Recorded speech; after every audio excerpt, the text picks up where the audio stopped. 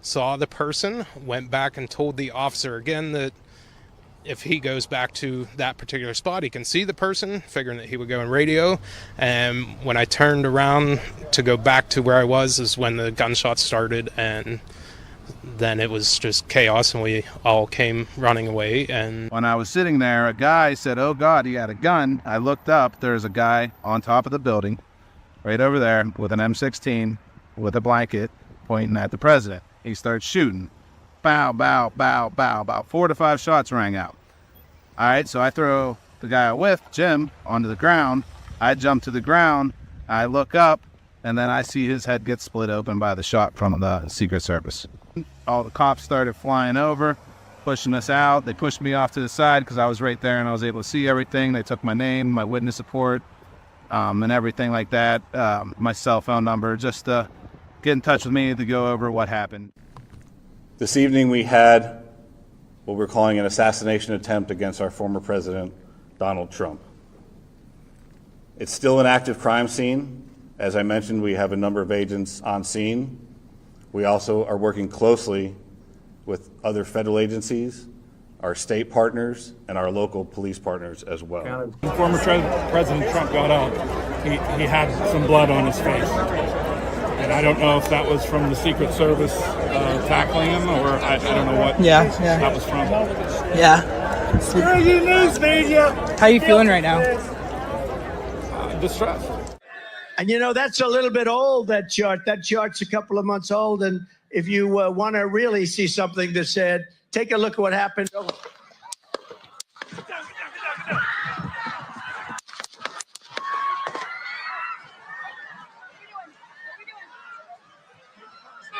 clear.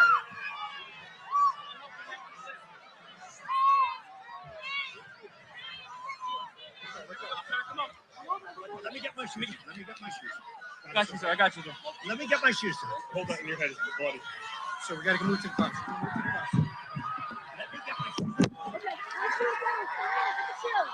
What's up?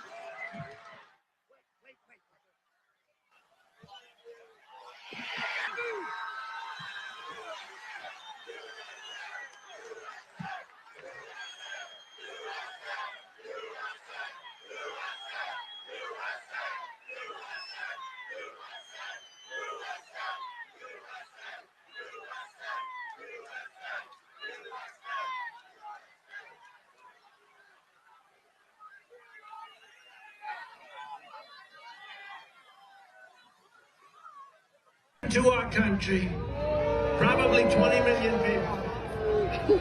And you know, that's a little bit old, that chart. That chart's a couple of months old. And if you want to really see something that's said, take a look at what happened.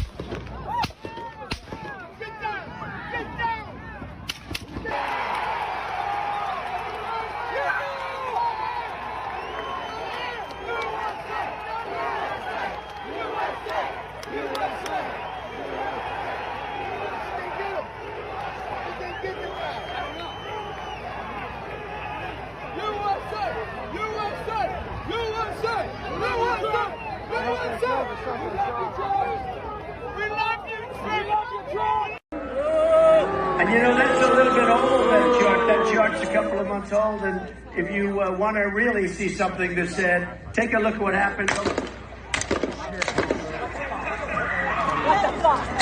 Know that at this time we have no reason to believe that there is any other existing threat out there.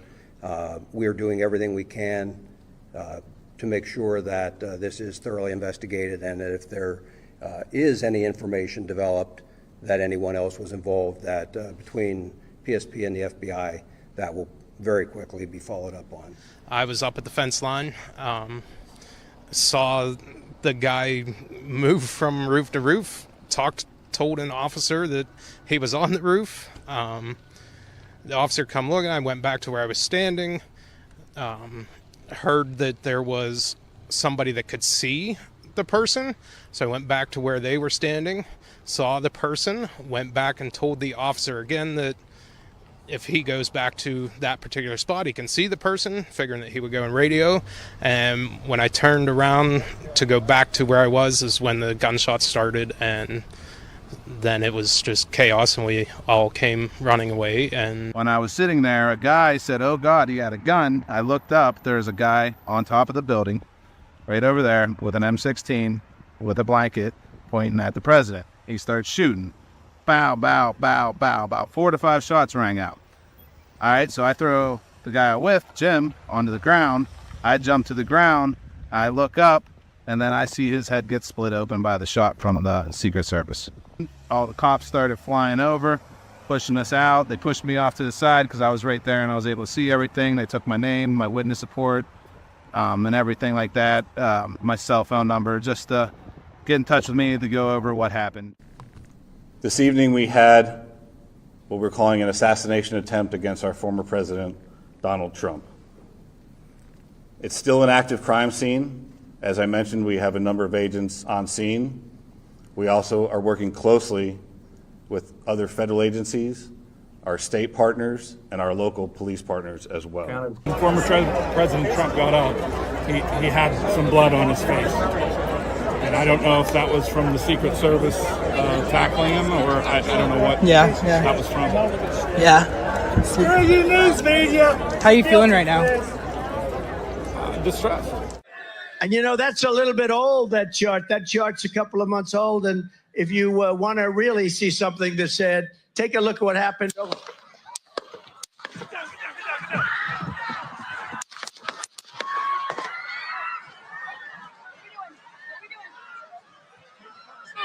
clear.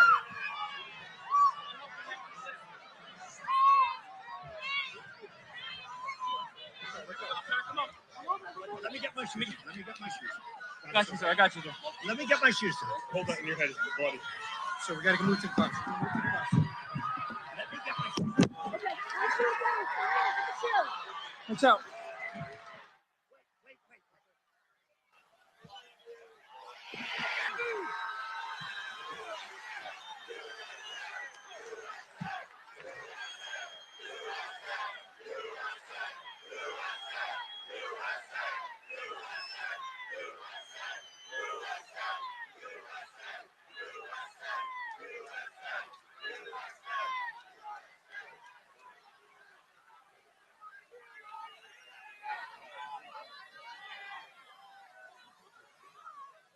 To our country, probably 20 million people. And you know, that's a little bit old, that chart. That chart's a couple of months old. And if you want to really see something that said, take a look at what happened.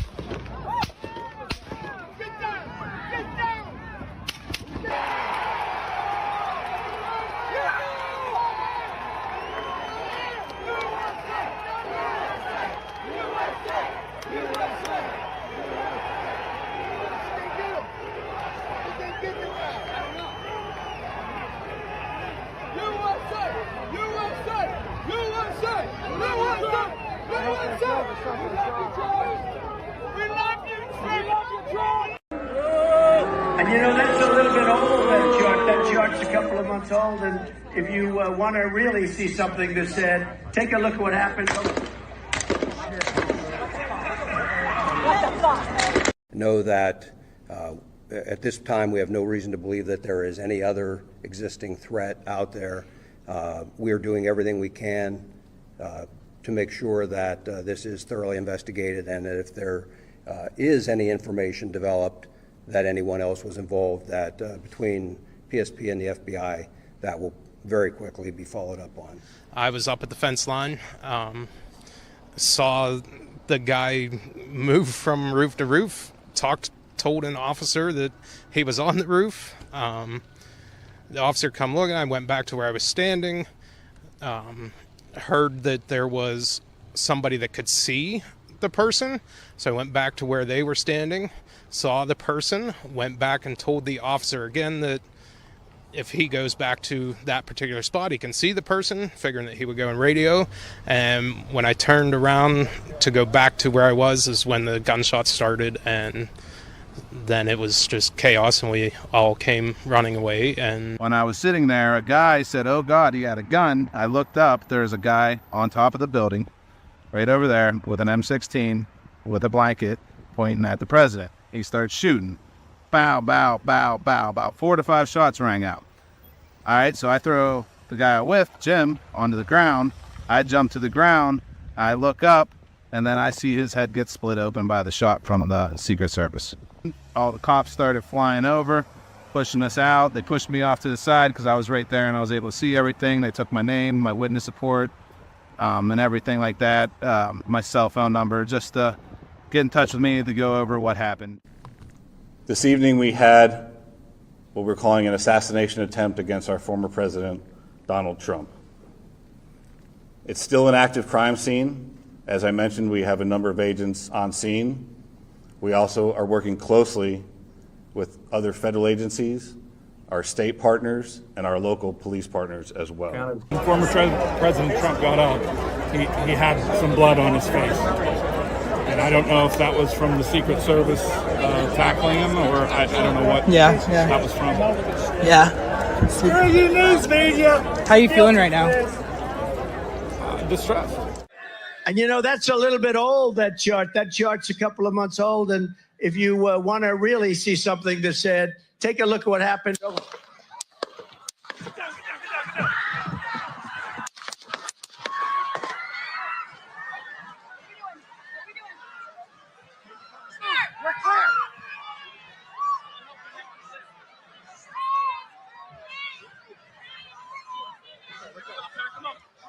Let me get my shoes. I got you, sir.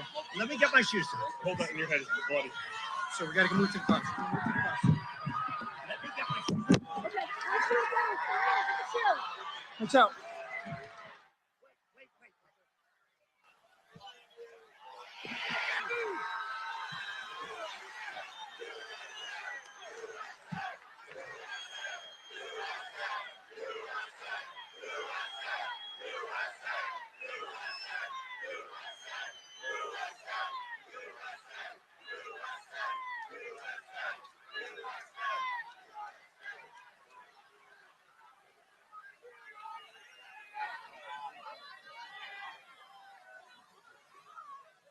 To our country, probably 20 million people. And you know, that's a little bit old, that chart. That chart's a couple of months old. And if you want to really see something that said, take a look at what happened.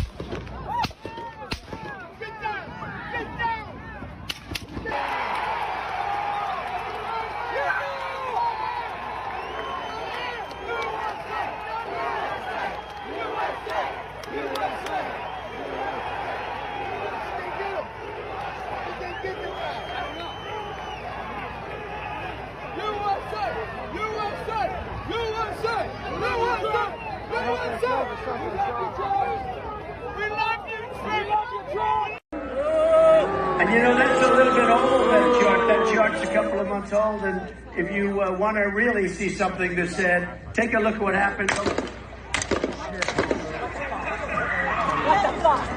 Know that at this time we have no reason to believe that there is any other existing threat out there. We are doing everything we can to make sure that this is thoroughly investigated, and that if there is any information developed that anyone else was involved, that between PSP and the FBI, that will very quickly be followed up on.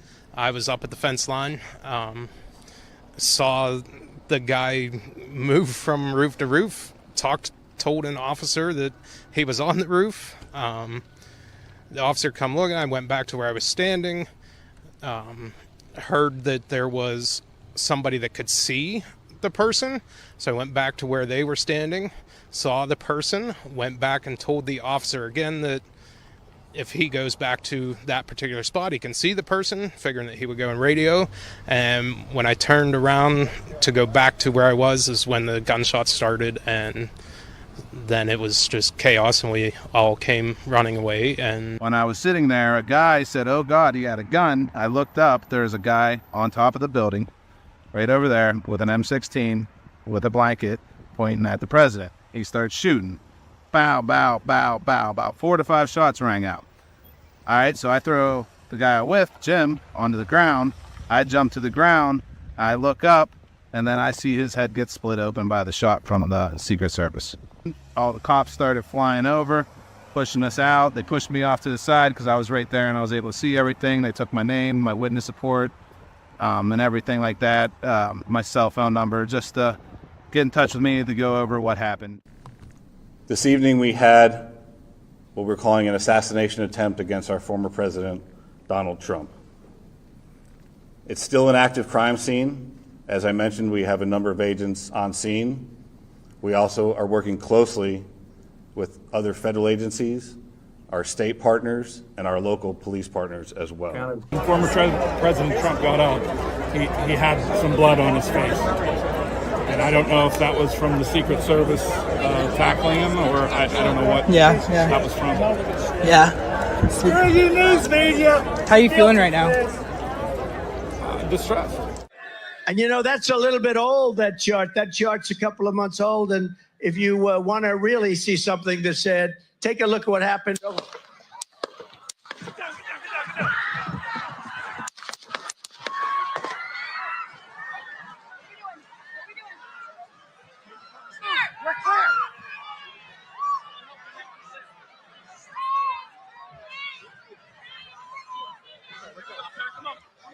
Let me get my shoes. I got you, sir. Let me get my shoes, sir. Hold that in your head, it's bloody. So we got to move to the bus.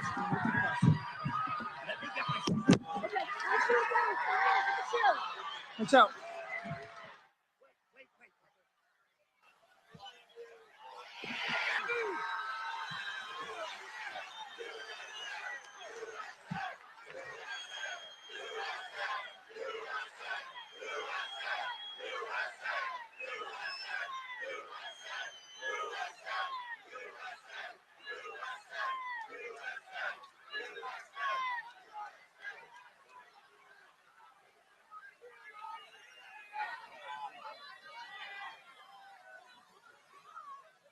To our country, probably 20 million people. And you know, that's a little bit old, that chart. That chart's a couple of months old. And if you want to really see something that said, take a look at what happened.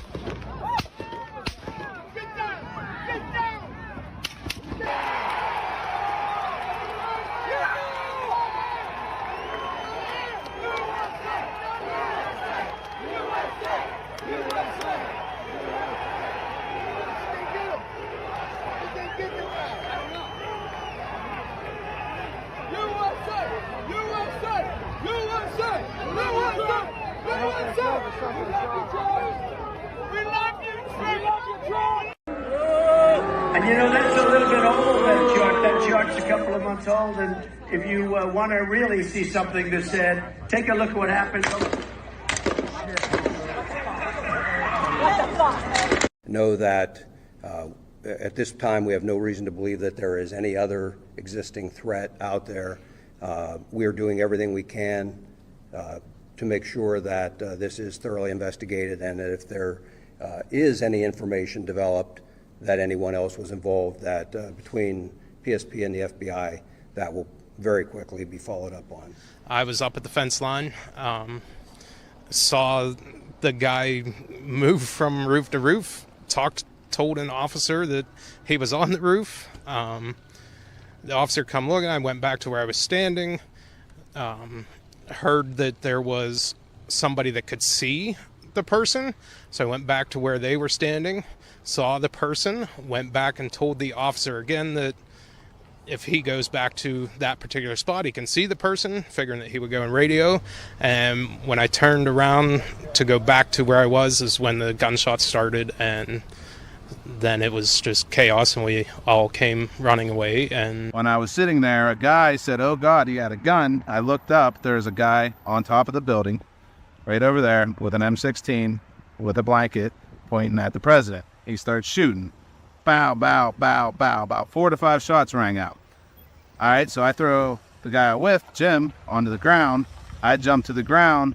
I look up, and then I see his head get split open by the shot from the Secret Service. All the cops started flying over, pushing us out. They pushed me off to the side because I was right there and I was able to see everything. They took my name, my witness support, and everything like that, my cell phone number, just to get in touch with me to go over what happened. This evening we had what we're calling an assassination attempt against our former president, Donald Trump. It's still an active crime scene. As I mentioned, we have a number of agents on scene. We also are working closely with other federal agencies, our state partners, and our local police partners as well. When former President Trump got out, he had some blood on his face. And I don't know if that was from the Secret Service tackling him, or I don't know what that was from. Yeah. Breaking news, media. How you feeling right now? Distressed. And you know, that's a little bit old, that chart. That chart's a couple of months old. And if you want to really see something that's said, take a look at what happened. We're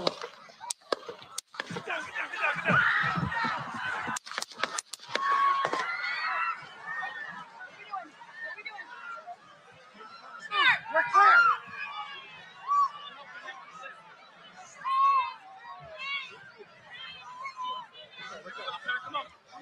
Let me get my shoes. Got you, sir. I got you, sir. Let me get my shoes. Hold that in your head. It's bloody. So we got to move to the bus.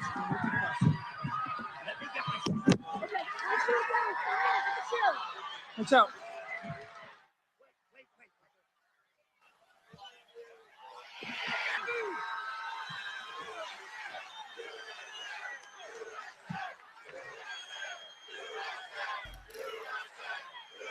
See if we can't find any other updates here.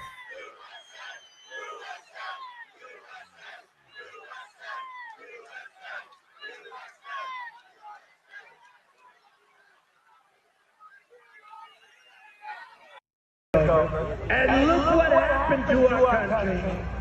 Probably 20 million people. And you know, that's a little bit. He's going down! Listen, they're telling them. Stay under here.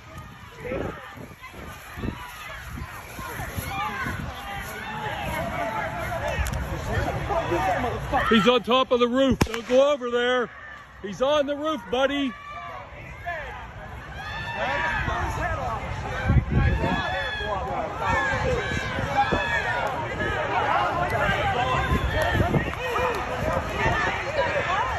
dead. I just seen his hair go up. They shot him in the head. He's dead. Holy fuck.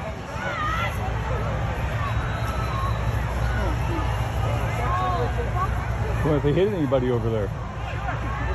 Did he pull up a shot? He number of shots. I thought that was ours. No, that was him. The first two shots were him. Draws my fucking tooth. I just watched the guy get killed. Let's just go. Let's go. Holy shit. Let's go. He's on the roof right there. He's right there on the roof. Just on the other side of the I believe the activist dispatcher on much more.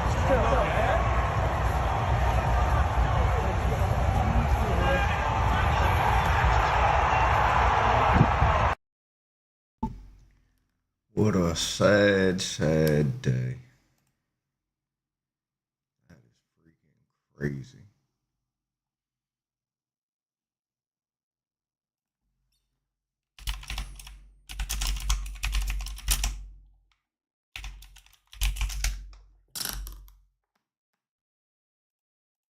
There to our Fox 35 Orlando team. As I mentioned, our different affiliates all over the country are covering this from each and every angle, so we'll be dipping in and out all throughout the day.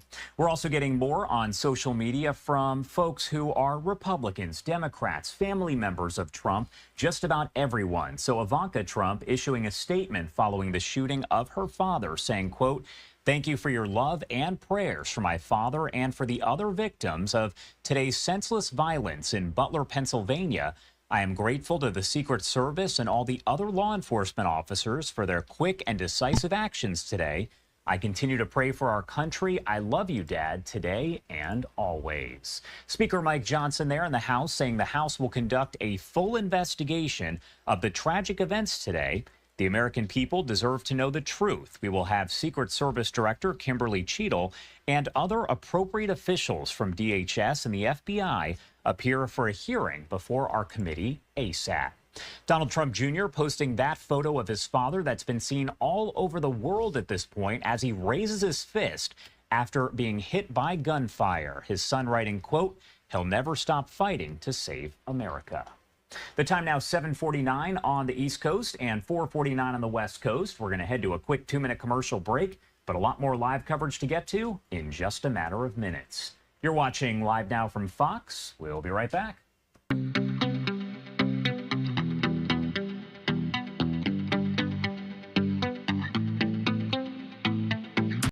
Rachel Scott is back with us now. Rachel, you've been here since the beginning tonight. We were talking to each other during World News as the rally was just getting underway, and you've been getting these horrific stories from witnesses, and you're with another one tonight. Yeah, we're with another group of witnesses that saw what happened. I will tell you, hours ago, this area right here was filled with Trump supporters eager, waiting to go inside of that rally. Right now, tonight, this is an area where Trump supporters are gathering. They're left with shock about what happened. Tell me what you saw inside.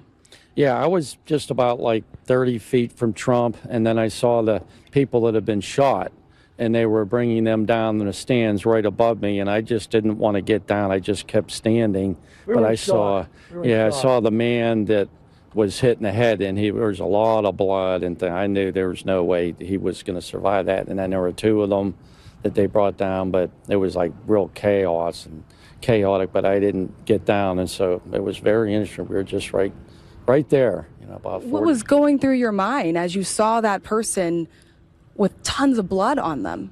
Yeah, at first I was thinking, I thought different thoughts, like maybe this was the shooter and then he committed suicide, or maybe someone shot him. That's what my first thoughts were. I didn't think about just like someone that was in the stands. Yeah, that's what I thought. And now knowing that this is someone that was in the stands, how are you processing this? No, I think we're all in shock. Yeah, we're numb. That this happened. Can I say, when I heard this going on, I thought it was a firecracker. Just like with Kennedy, people thought it was a firecracker. And I looked, we were 20 yards away from Trump, and then we were 20 yards away from where I thought it was a firecracker, but then now I'm thinking maybe those were bullets that were going over our head. Yeah. And then they were saying, get down, get down, get down. I just wasn't processing. It took me like 2 minutes, and I finally hit the deck. But I think it's just like you're in shock. And how did the guy get the gun in there? How did he get the gun? It might have been a sniper. Yeah. Well, let me ask you this, because is this your first Trump rally? No. So I've covered a number of Trump rallies. I've been to almost every single Trump rally this cycle. You've been to a number as well.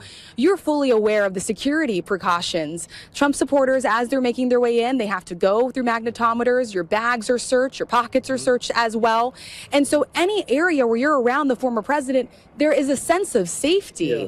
And so to have this occur, what was going through your mind as you heard gunfire, get down, get down? I think first I was in shock, but I do think I'm drawn to some of this I tried out for the Secret Service. I passed everything, but then they said, take your glasses off. That was the end of it. So my whole life would have been changed, but I couldn't see.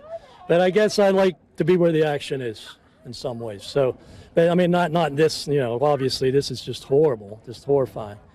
But Trump survived. That's good. It would have been horrible news and worse news if he had been killed. So that's good. At least we had that. But yeah, we're all in shock. Yeah, it's really something. I just got done saying every generation thinks, well, we're past that. We're not going to have any more assassination attempts, and then you have something else, and maybe that's really hard to stop.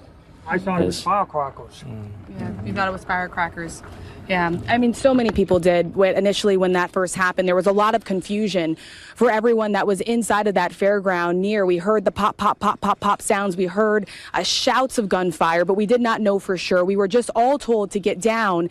And then from my understanding, it was also law enforcement that told you all to just stay down, even though the former president was already escorted, to make sure that they had the situation under control. They kept saying, stay down, but then curiosity overcame me. After about 5 minutes, I stood up, and there were like 6 or 7 men with AR-15s or whatever, whether they AK-47s or AR-15s, and they were just like hawks. They were looking around, staring at everybody, and their guns ready, and one guy looked kind of nervous. I mean, it was just, I was just kept thinking that we're going to be a part of history here, so.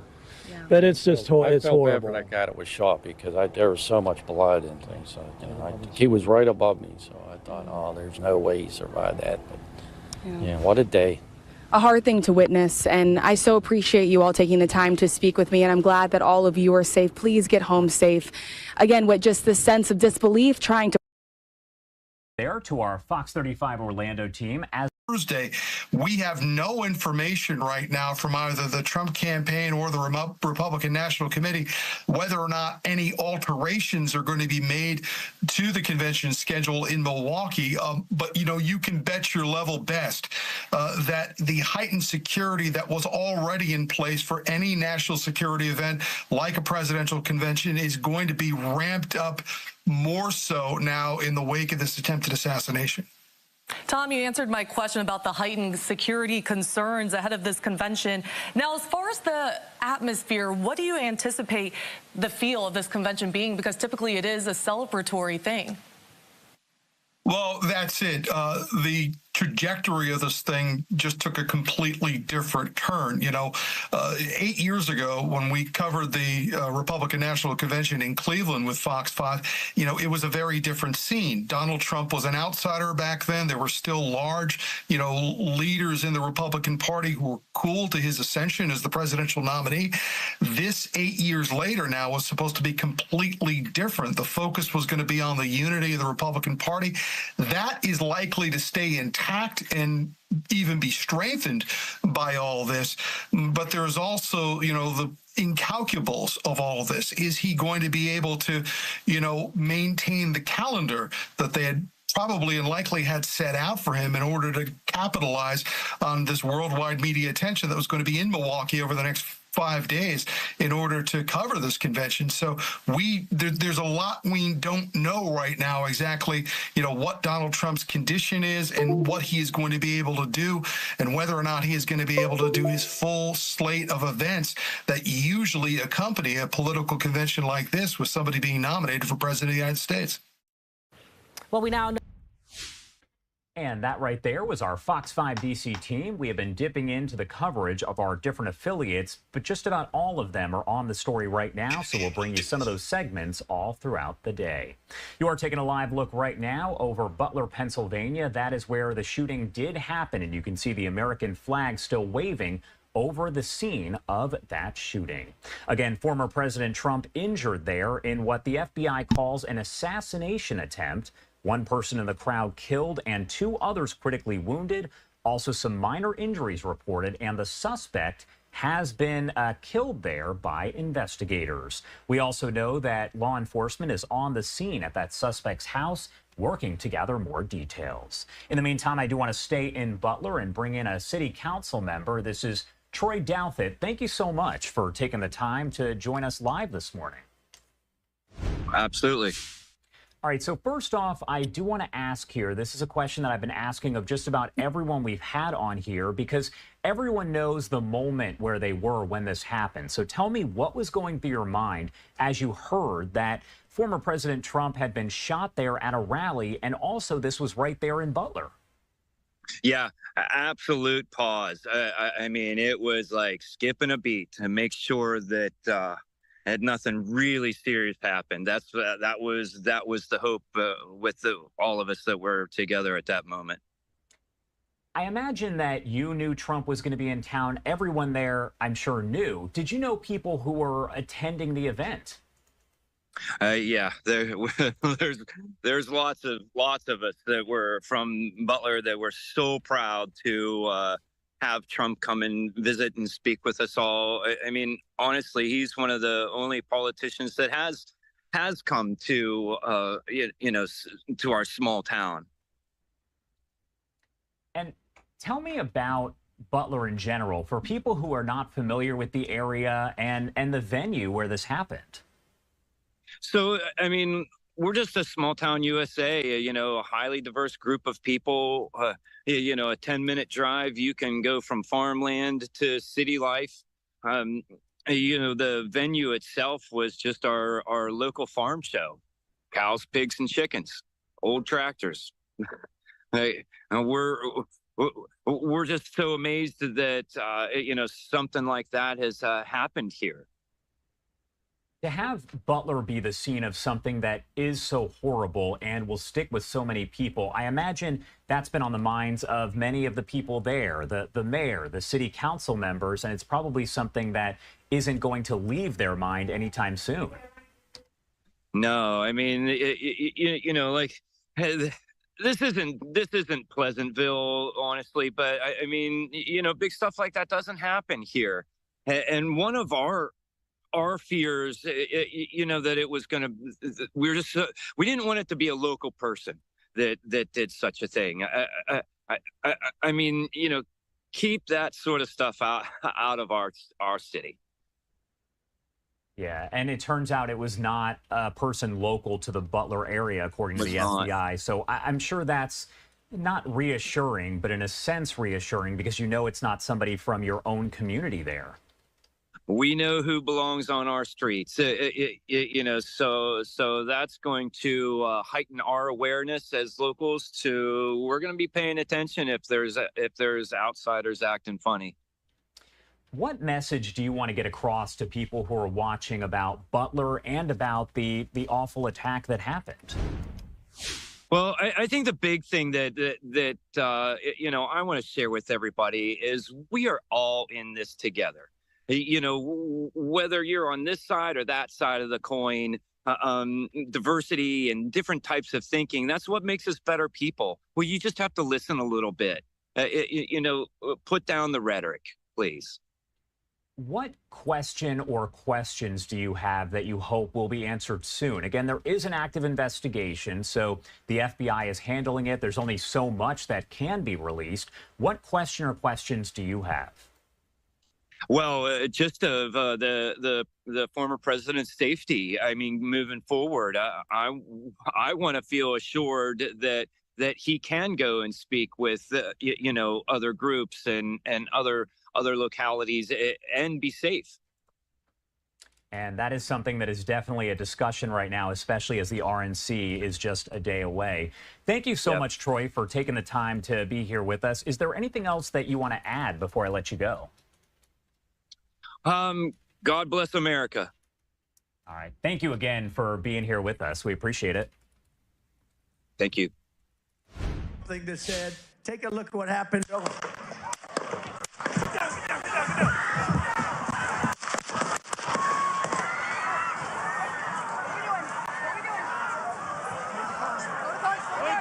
All right, and there you have it. That was the gunfire, shots ringing out as former President Trump was speaking there in Butler, Pennsylvania just yesterday. You can see folks reacting. The Secret Service jumps into action, but you can also see as he is grabbing his ear. Now, at one point, he does get back up, and you can see blood is actually dripping down his ear and the side of his face. He does go get taken to a hospital. He's looked at, and he is just fine. That is according to the former president himself. We actually just got another statement from him, so we'll read that in just a couple minutes. But again, this was a very active situation, and the FBI is still working to investigate at this hour. As for how it all played out, I do want to send it over to our Fox 5 New York team as they break that down. The former president had only been on stage a few minutes in Butler, Pennsylvania, when the world heard the sounds of what is now being investigated as an assassination attempt. Take a look at what happened. The president reaches for his head, and we see blood. He ducks behind the podium. Agents swarm him, and we hear what sounds like gunfire. It all happens in less than 50 seconds. These photos highlight some of the dozens of split-second decisions that kept former President Trump safe. Behind the podium, agents were on top of him, protecting his body with their own. Some agents took aim at the shooter. The Secret Service now confirms they shot the gunman dead. Others were quickly charting a path for Trump through the crowds of thousands of people that had gathered for this final rally before the Republican National Convention. Shooters down. Are we good to move? We're clear. When the president stands up, blood can be seen as he defiantly raises his fist in the air and the crowd begins chanting.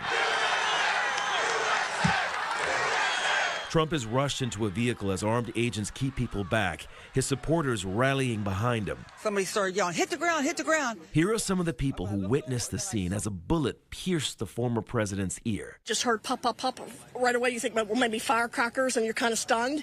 And then fire, and then like return fire, and then get down. So we got down, and we huddled, and we just started praying. It sounded like a firecracker, and we turned around, and there was people behind us, and it was two of our guys, I think, in camo uniform shooting back. And then we seen a guy inside the crowd here, probably 15 away from us, get shot. The Secret Service now confirms a bystander was shot and killed.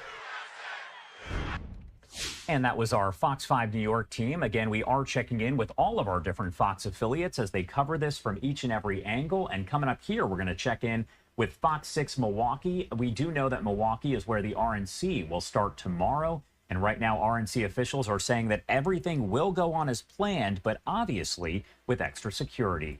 Do want to take a look at this statement that just came out from former President Trump. He says, "Thank you to everyone for your thoughts and prayers yesterday, as it was God alone who prevented the unthinkable from happening. We fear not, but instead remain resilient in our faith and defiant in the face of wickedness. Our love goes out to the other victims and their families. We pray for the recovery of those who were wounded and hold in our hearts the memory of the citizen who was so horribly killed. In this moment, it is more important than ever that we stand united and show our true character as Americans, remaining strong and determined and not allowing evil to win. I truly love our country and love you all, and look forward to speaking to our great nation this week from Wisconsin." Again, Trump there confirming that he will be at the RNC, and that has not changed. The time now 8:06 on the East Coast and 5:06 on the West Coast. Popping up this live look that we have over in Milwaukee. That is the Fiserv Forum. We will be live there with all kinds of coverage over the next several days leading up to Trump's speech and his nomination. Also a big question, who he will choose as his VP. Coming up on the other side of this break, we're going to check in with Fox 6 Milwaukee as they cover everything related to the convention. You're watching live now from Fox. We'll be right back.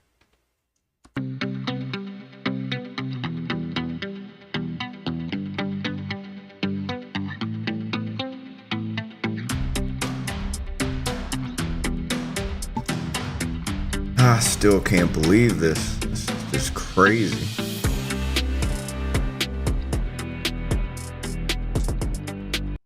So today I was photographing former President Trump at a campaign rally here in Butler, Pennsylvania. I was right in front of the stage, directly in front of the stage. It was a normal rally.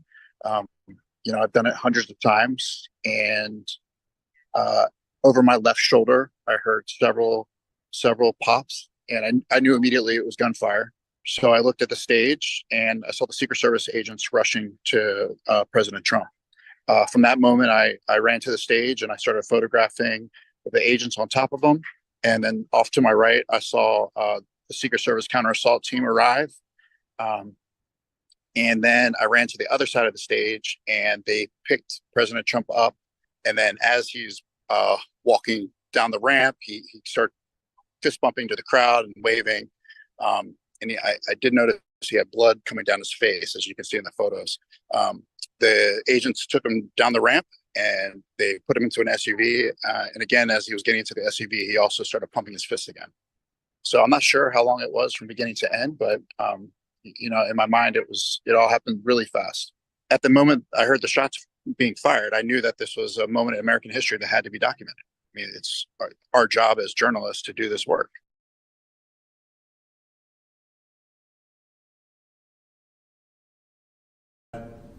What we're calling an assassination attempt against our former president, Donald Trump. It's still an active crime scene. As I mentioned, we have a number of agents on scene. We also are working closely with other federal agencies, our state partners, and our local police partners as well. When former President Trump got up, he had some blood on his face. And I don't know if that was from the Secret Service tackling him, or I don't know what that was from. Yeah. Breaking news, media. How are you feeling right now? Distressed. Know that at this time we have no reason to believe that there is any other existing threat out there. We are doing everything we can to make sure that this is thoroughly investigated, and that if there is any information developed that anyone else was involved, that between PSP and the FBI, that will very quickly be followed up on. I was up at the fence line, saw the guy move from roof to roof, told an officer that he was on the roof. The officer come looking, I went back to where I was standing, heard that there was somebody that could see the person, so I went back to where they were standing, saw the person, went back and told the officer again that if he goes back to that particular spot, he can see the person, figuring that he would go in radio. And when I turned around to go back to where I was is when the gunshots started, and then it was just chaos, and we all came running away. And when I was sitting there, a guy said, "Oh God, he had a gun." I looked up, there's a guy on top of the building right over there with an M16 with a blanket pointing at the president. He starts shooting. Bow, bow, bow, bow. About 4 to 5 shots rang out. All right, so I throw the guy with Jim onto the ground. I jump to the ground. I look up, and then I see his head get split open by the shot from the Secret Service. All the cops started flying over, pushing us out. They pushed me off to the side because I was right there and I was able to see everything. They took my name, my witness support, and everything like that, my cell phone number, just to get in touch with me to go over what happened. This evening we had what we're calling an assassination attempt against our former president, Donald Trump. There to our Fox 35 Orlando team, as I mentioned. That is where we begin this morning, an attempted assassination on former President Donald Trump during a campaign rally. Overnight, the FBI identifying the shooter as 20-year-old Matthew Crooks. Secret Service says Crooks fired multiple rounds at Trump Saturday, injuring the former president. Crooks is dead. One spectator was also killed. This morning, 2 others battling severe injuries. And we have some new video offering a glimpse at that chaos unfolding.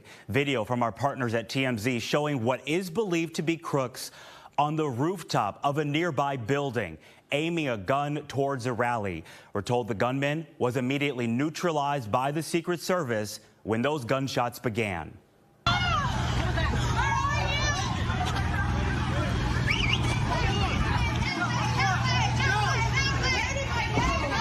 Oh my God.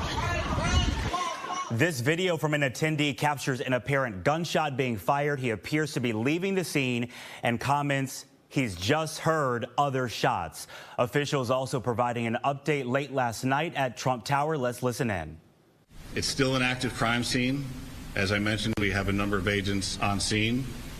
We also are working closely with other federal agencies, our state partners, and our local police partners as well. It wasn't like he was inside the security perimeter, right? That building he was on was outside of the That's area correct. Usually checked. How far outside of it was it? We'll have that information for you. It was some distance outside of the Colonel, can you come out with reports that there were people who saw someone on the roof and tried to alert authorities? We're following up on those. I will tell you that I am aware of those, and I am aware that law enforcement had responded to a number of reports of suspicious activity. The specific response to this will be all part of the after action, but yes, law enforcement was responding to check on several suspicious occurrences. A motive continues to be investigated this morning. And earlier this morning, the former president was spotted in New Jersey. It was our first glimpse at Trump in public following the shooting. He gave a quick wave as he went down the stairs. The former president was accompanied by Secret Service agents and members of a counter-assault team. He was expected to spend the night at his golf club in Bedminster, New Jersey. Donald Trump issuing a statement on Truth Social, offering condolences to families impacted by the shooting and thanking the Secret Service for their response. Trump says he was shot by a bullet, but investigators have yet to confirm that is what caused the bleeding. The shooting happening just before the Republican National Convention here in Milwaukee. Law enforcement will likely re-examine RNC security. Let's go out live to Ashley Sears in downtown Milwaukee. Ashley, delegates are in town and security has to be top of mind for them. Yeah, of course. About 50,000 people are expected in Milwaukee for the RNC. That, of course, kicks off tomorrow, but there are already some very strict security rules in place currently. Delegates have been converging on Milwaukee. Those we've spoken with say they're shocked and that the assassination attempt will no doubt bring heightened level of security to the convention. Fox 6 spoke with Wisconsin delegate Patty Ryman last night. She says she was in the middle of an interview with foreign press when she learned about the shooting at former President Trump's rally in Pennsylvania. As the convention begins, she says security is paramount.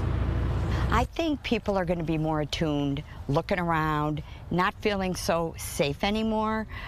I know a lot of people said, Patty, be safe down there. I worry about it. But now I am worried about it. And delegates we spoke with say the RNC is supposed to be a celebration of the party, but this shooting certainly has put a somber mood on the events. Reporting live downtown, Ashley Sears, Fox 6 News. And Ashley, we know that area around Fiserv Forum is basically a fortress with a ton of fencing. Have you noticed a lot of security out there this morning?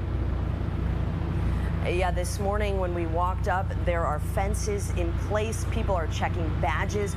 You're going through metal detectors, and people are just trying to make sure that the security within the Deer District remains safe. All right, Ashley, we'll check in with you in about 30 minutes. Thank you for that.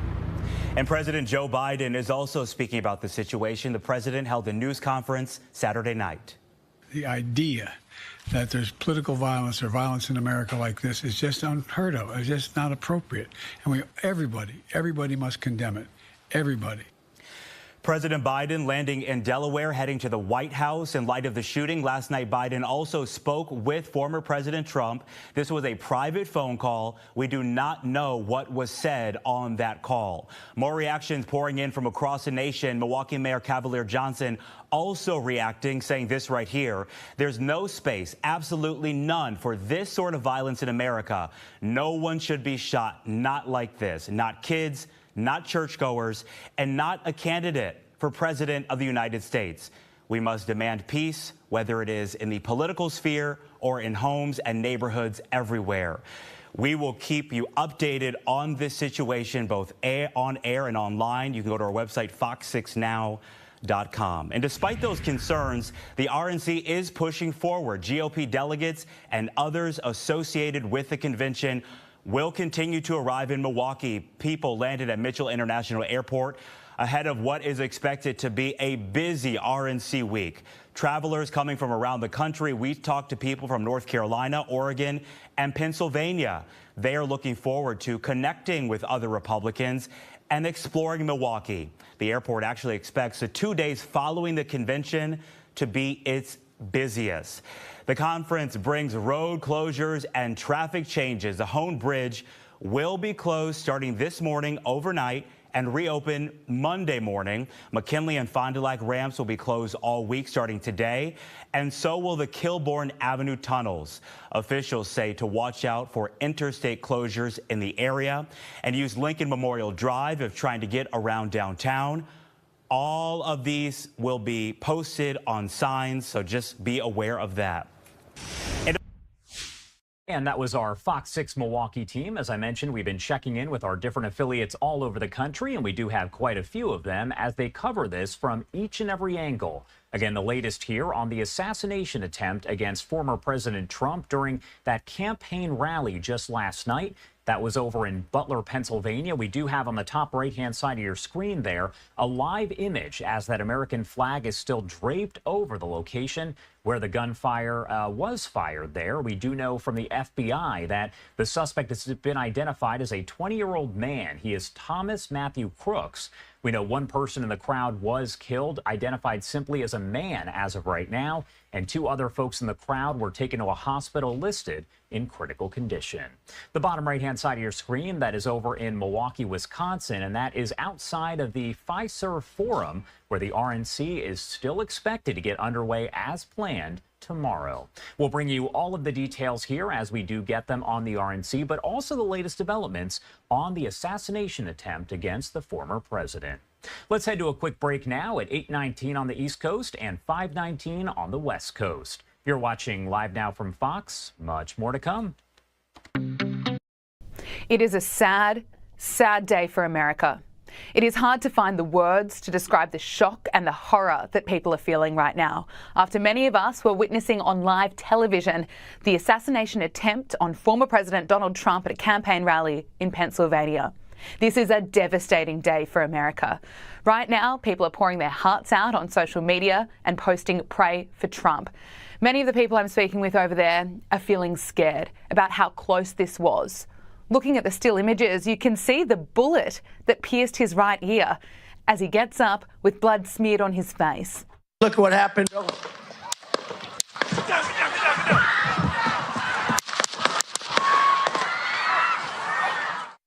This horrific act has just deepened an already huge divide in the United States of America. But if you were following media outlets like CNN today, well, you would have thought that Donald Trump had a fall. Look at this headline. Secret Service rushed Trump off stage after he falls at rally. Falls. It was an assassination attempt. He's not Joe Biden that doesn't know how to stand up. And that's not a one-off headline. This morning, I was looking at my phone and I was taking screenshots because even though it's CNN, I still couldn't believe it. The next headline I saw, Trump injured in incident at rally. Incident. That's really what they wanted to go with when the man who's been president before and is running again was just shot. Oh, and there's more. Video captures what happened at Trump rally that left him injured. Ooh, wonder what it could be. CNN is using the video as clickbait while refusing to acknowledge what it is that just occurred, and that is an attempt to murder the man who is running for president, something that has not happened since 1981 when there was an assassination attempt on Republican President Ronald Reagan. I scroll further down CNN's website and I get to analysis, and of course there's this headline, Trump is favoured but Biden can still win this election. Well, I really doubt that. But let's leave CNN for now. I have more to say about their coverage in a moment because it actually gets worse. And let's look at some of the other reaction we are seeing today. And remember, America is right now feeling the weight and the heartbreak of what has unfolded today. But Colorado Democrat Stephen Woodrow posted on X, the last thing we need was sympathy for the devil, but here we are. Really classy. You know, comments like that are expected from troll accounts, but politicians, well, it really gives us an insight into how dark and how ugly some of the thinking and some of the attitudes are. And also how much hate there is for Donald Trump. So let's look at what some of the Democrats have said in the past. Have they ever called for political violence? I just don't even know why there aren't uprisings all over the country, and maybe there will be. People need to start taking to the streets. This is a dictator. You know, there needs to be unrest in the streets for as long as there's unrest in our lives. Enemies of the state. Show me where it says that protests are supposed to be polite and peaceful. Do something about your dad's immigration practices, you feckless. When they go low, we kick them. How do you resist the temptation to run up and wring her neck? The biggest terror threat in this country is white men, most of them radicalized to the right. I thought he should have punched him in the face. I said, even if you lost, he insulted your wife. Yes. He came down the escalator and called Mexicans rapists and murderers. He said, well, what do you think I should have done? I said, I think you should have punched him in the face and then gotten out of the race. You would have been a hero. I'd like to punch him in the face. I said if we were in high school, I'd take him behind the gym and beat the hell out of him. Punch some people in the face! When was the last time an actor assassinated a president? They're still going to have to go out and put a bullet in Donald Trump, and that's a fact. Look as his character is stabbed to death. Where is John Wilkes Booth when you need him? That's it right there. Pull it up. I have thought an awful lot about blowing up the White House. A Missouri state senator is under investigation by the Secret Service after saying she hopes President Trump is assassinated. I will go and take Trump out tonight. It is just disgusting. Now back to CNN, because according to them, despite surviving an assassination attempt, there's no legitimate threat to Donald Trump. Donald Trump and the people around him perceive themselves to be under threat. And that's all that matters. That is not legitimate. That is wrong. Oh, and here's more CNN coverage complaining about how Trump reacted seconds after someone tried to kill him. I do want to say there was one thing that when I watched the tape, I found odd because of all of the heated rhetoric. And that is that after he was hit, former President Trump got up and said, fight, fight, fight. CNN is so what we're hearing from stupid. people It is blows that's my not mind. the message that we crazy. want to be sending right now. We want to tamp it down. Now, we all know that those comments were going to come at some point. Let's find a way to criticise or even blame Donald Trump when we analyse how he was almost murdered on stage. But those comments came even faster than expected, just hours after he was attacked and while he was still recovering in hospital. There is no question that this is such a scary time for America right now. The people I've been speaking to say that they are scared after what they have witnessed and also what the future holds. But after today, I suspect we are going to see a lot more support for Donald Trump. We're seeing this already. Billionaire Elon Musk posted on X today, "I fully endorse President Trump and hope for his rapid recovery." Despite all the hate in the world and even an assassination attempt, Donald Trump is not giving up. Wait.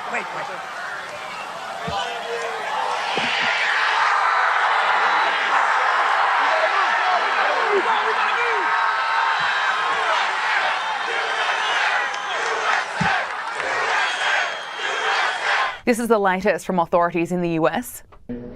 Is that the FBI stands with the people of Butler County in Western Pennsylvania, and our hearts go out to the victims of this heinous act which occurred today. This is our community, and I wanted to let the public know that the FBI has deployed a number of our resources, including investigative agents, our evidence response team, bomb technicians, and we have additional resources coming from other field offices, as well as from FBI headquarters, including our evidence response from Quantico, Virginia. We have intelligence analysts as well, working from our field office in Pittsburgh, working feverishly to attempt to identify the individual who did this and any motives behind why this was done. Right now, we need the public's help. Anyone who was on scene, who saw anything, who identified any information, please report that to the FBI using either the phone number 1-800-CALL-FBI or online at fbi.gov/Butler. This evening we had what we're calling an assassination attempt against our former president, Donald Trump.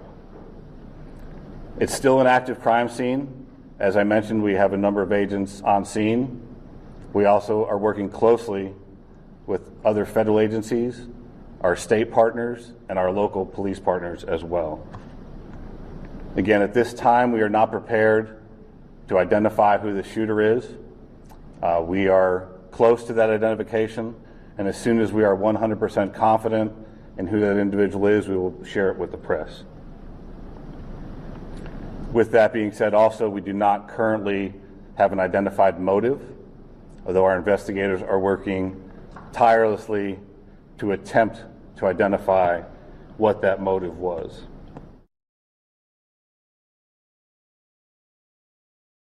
Man, that is crazy. Let's go back to Fox, see what they're saying. To our Fox 35 Orlando team, as I mentioned, our different affiliates all over. Certain people are worried about him, as they should be, but those that see it a different way are going to be driven by hate and anger again, and here we go. So it's an interesting time we're in, but it's one we've got to fix somehow. As a Republican congressman, what does it mean to you to see how quickly the Democrats, Republicans, everyone, independents came together to condemn the violence and post on social media, put out statements? What does that say to you, and what does it mean to you?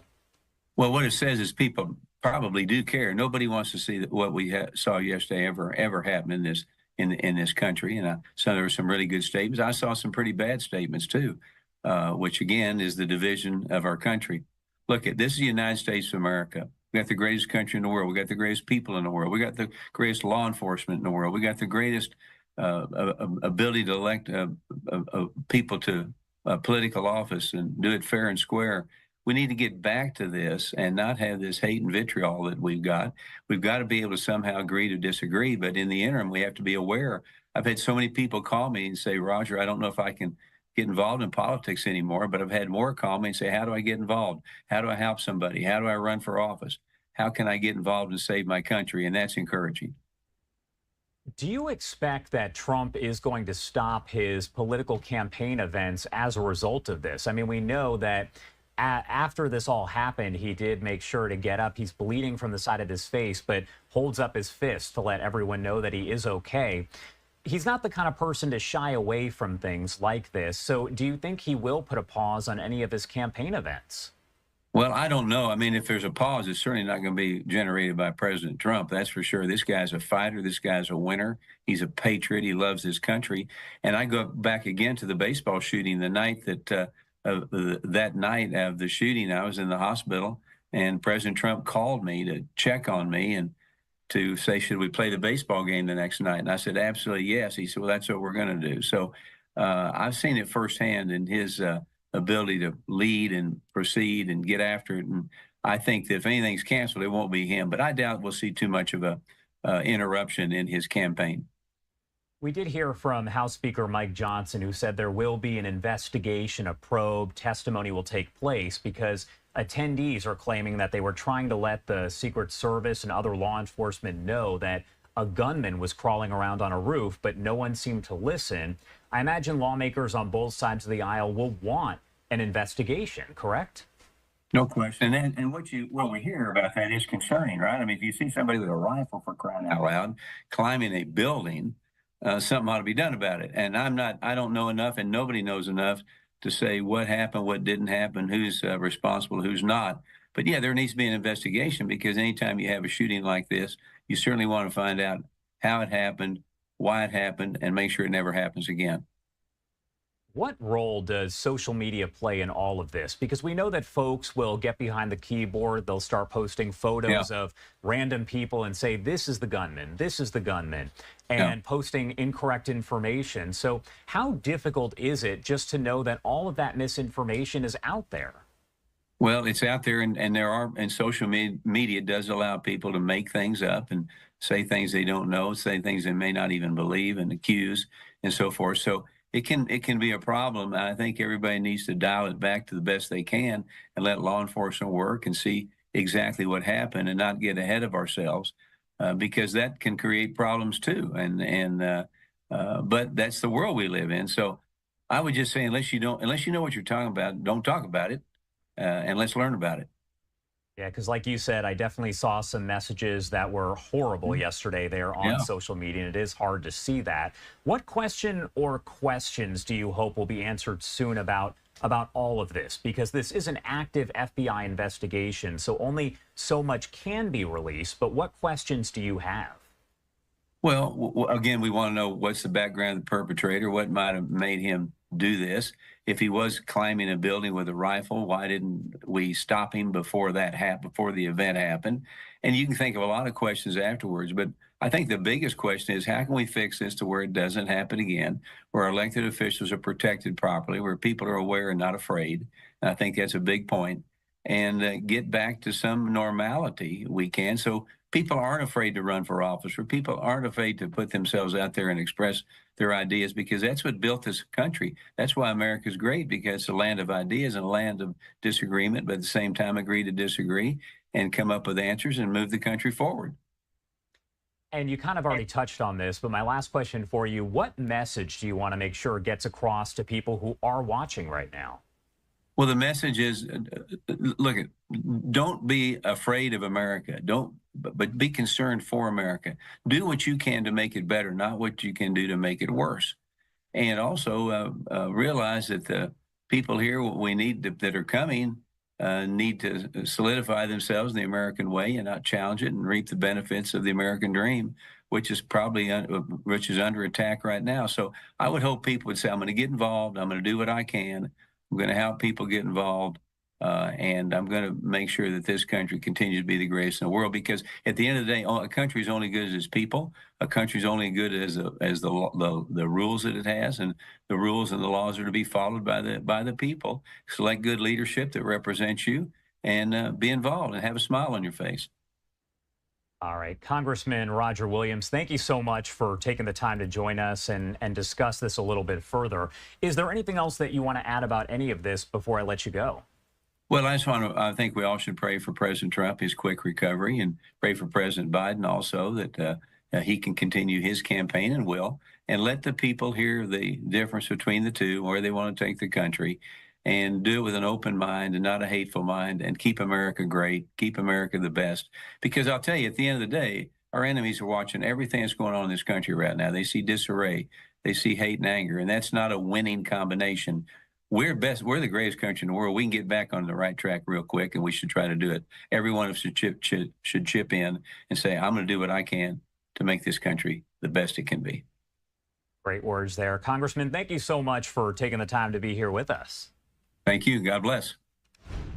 And I do want to take a look here at this GoFundMe page that has been authorized by former President Trump here. It's called Support for Butler, PA Victims, and it is to help the families of those who have folks who are critically injured. You also have the family of the one person who did pass away, a bystander there in the crowd, and other people did have minor injuries. So we know that President Trump has authorized this. At last check, it had over $200,000, but that number is going to rise fast. We also are getting reaction coming in from just about everyone. We're talking lawmakers, allies of different political parties, world leaders, just family members of former President Trump. Ronnie Jackson here over in Texas saying that his nephew was actually injured at the Trump rally in Butler. He said, thankfully, his injury was not serious and he is doing well. My family was sitting in the front near where the president was speaking. They heard shots ringing out. My nephew then realized he did have blood on his neck. Bill Clinton, former president, of course, writing, violence has no place in America, especially in our political process. Hillary and I are thankful that President Trump is safe, heartbroken for all those affected by the attack at today's rally in Pennsylvania, and grateful for the swift action of the U.S. Secret Service. And speaking of the Secret Service here, we did get a statement from their spokesperson a short time ago.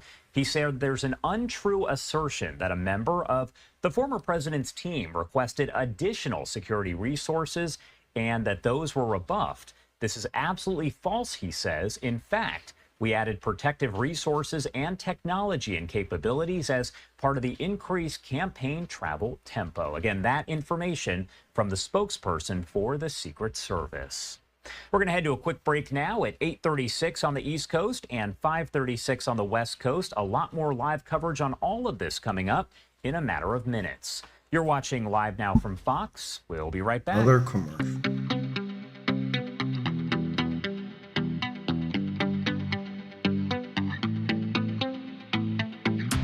We're going to take it here for a little while, updating you on this major breaking story. Donald Trump shot in the ear at a campaign event in Pennsylvania. One person dead, two other people critically wounded in that shooting. A bunch of bullets flew, apparently from a sniper who was outside of the campaign event. The former president saying tonight that he is fine. This is being investigated as an attempted assassination of a former president. President Biden calling for calm, calling the sick and saying there's no place for political violence in America. Well, joining us right now is Tim McCarthy by way of Zoom. He was the former chief of Orland Park. He also was a former Secret Service agent who happened to defend Ronald Reagan back in 1981 when there was an attempted assassination on Ronald Reagan way back then. We have spoken to you many a times. I guess I'd like to know your first reaction when once again a former president this time is the target of an assassination attempt. Well, it's shocking that we're going through this type of thing again. Fortunately, it's an attempted assassination and not an assassination. But this type of thing, you hope never happens. Our political campaigns and discourse is pretty rough, but there's no reason for anything like for this to happen. Probably more importantly, you're going to have to take a look at how it happened and what can be done to prevent it. From what I understand now, it was a sniper on a building that had a view and, of course, was able to take a shot. It was puzzling to start with because it was hard to believe that, as you know, the entire arena prior to the former president getting there was swept to make sure there was no explosives or weapons in it, and that everyone who went into the arena afterwards went through metal detectors. So it was puzzling to start with, because if you go back, our historic assassin has been the lone gunman, and with the exception, of course, of John F. Kennedy. But the historic assassin, same in the case of President Reagan, was a gunman that gets close. So it's hard to tell. It was puzzling what happened, because if it was a rifle round, you would have thought that there would have been casualties behind the president, that just nicked his ear. Yeah. So some reports I'm hearing, he may have hit the teleprompter first, and then the president may have been hit by glass, but I guess they're reporting now he's probably hit by the bullet. So it's a terrible thing for our country. I mean, we're strong, we'll survive it, but it's something we never want to happen in any of our political campaigns or in our political discourse. Yeah, and the president there to our Fox 35 Orlando last night. If he does, though, we'll make sure to bring those to you right here on Live Now from Fox. Records do show that suspect, Thomas Matthew Crooks, was registered as a Republican voter in Pennsylvania. However, federal campaign finance reports also show that he gave $15 to a progressive political action committee. That was on January 20th of 2021, the day before President Biden was sworn into office. We do have this live image right here that actually shows the area outside of the suspect's home where crews, law enforcement officials, just about everyone are out there serving a search warrant and searching that man's home. Again, not clear if there will be a news conference, but if there is, we'll make sure to bring it to you. In the meantime, unfortunately, this is not the first assassination attempt against a president. Our Fox 5 DC team takes a closer look at that.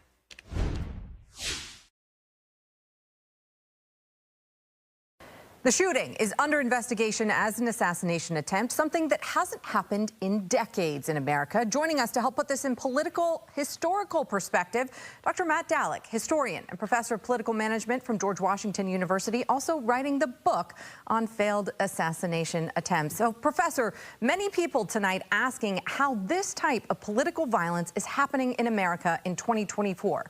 But our memories may be short because this has happened multiple times in the 20th century. Yeah, it's shocking, but it's also not surprising.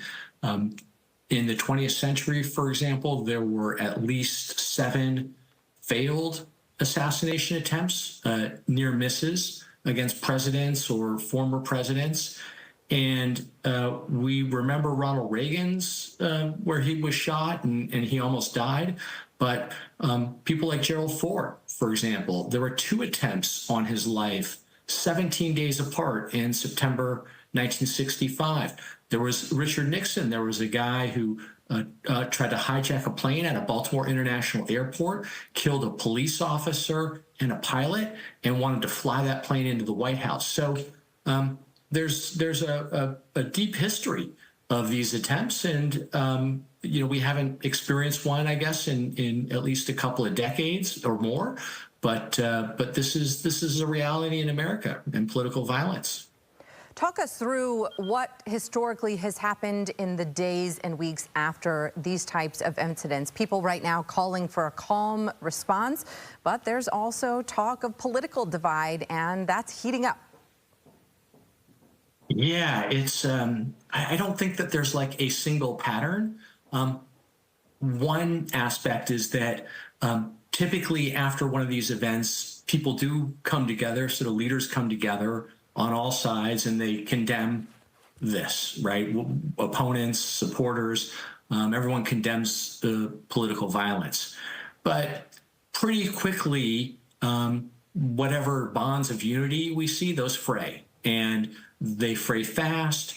The candidates go at it again. The rhetoric gets heated up. And, there's been a lot of dehumanizing and violent rhetoric that has been happening in the country. And I would be surprised if that diminished in any sort of fundamental way. And in fact, it may ratchet up very quickly. The country faces a pretty dangerous moment. Professor, we only have about 30 seconds, but you also look into the individuals behind these types of attacks. What can you tell us? Usually they're mentally ill and they have easy access to guns. And that pattern has held, I think, at least probably since Theodore Roosevelt. But there are also ideas that these individuals have absorbed typically and that have, in part at least, shaped their actions and motivated them to strike out against the president. Sometimes it's also just a hatred for government. And so we'll have to see, obviously, in this case, but I wouldn't be surprised if this pattern held. Professor Matt Dallek from GW University, thank you for joining us and sharing those insights tonight. All right, a big thank you there to our Fox 5 DC team. Again, we are checking in with all of our different affiliates across the country, and we do have quite a few of them as they cover this from each and every angle. Taking a live look at just some of the images that we do have coming in out of that area. The top right-hand side of your screen, you can see the American flag is waving there. That is over the area in Butler, Pennsylvania, where Trump was shot in the ear. And you also do have one person who was there, an innocent bystander in the crowd who was killed, 2 others critically injured, and that suspected shooter dead, killed by law enforcement.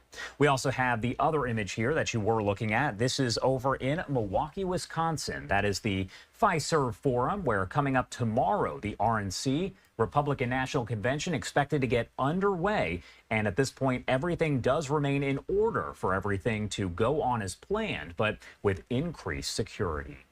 We have been checking in, as I mentioned, with our different affiliates, so let's pop up the audio on our Fox 35 Orlando team as they are live with coverage. About normal, right? And, to secure that, you have to have magnetometers, you have to have pre-surveillance, and the key thing about this is the Secret Service has an advanced team that goes advanced to these rallies to go and check out all the venue, the potential threat areas, the threatening people that may be in the circumference of the rally. So they did all that and planned before the rally. And then, of course, rally day comes and they have to check all those people in backpacks. And the biggest takeaway, Amy, they have to check the surrounding areas for any threats to the former president.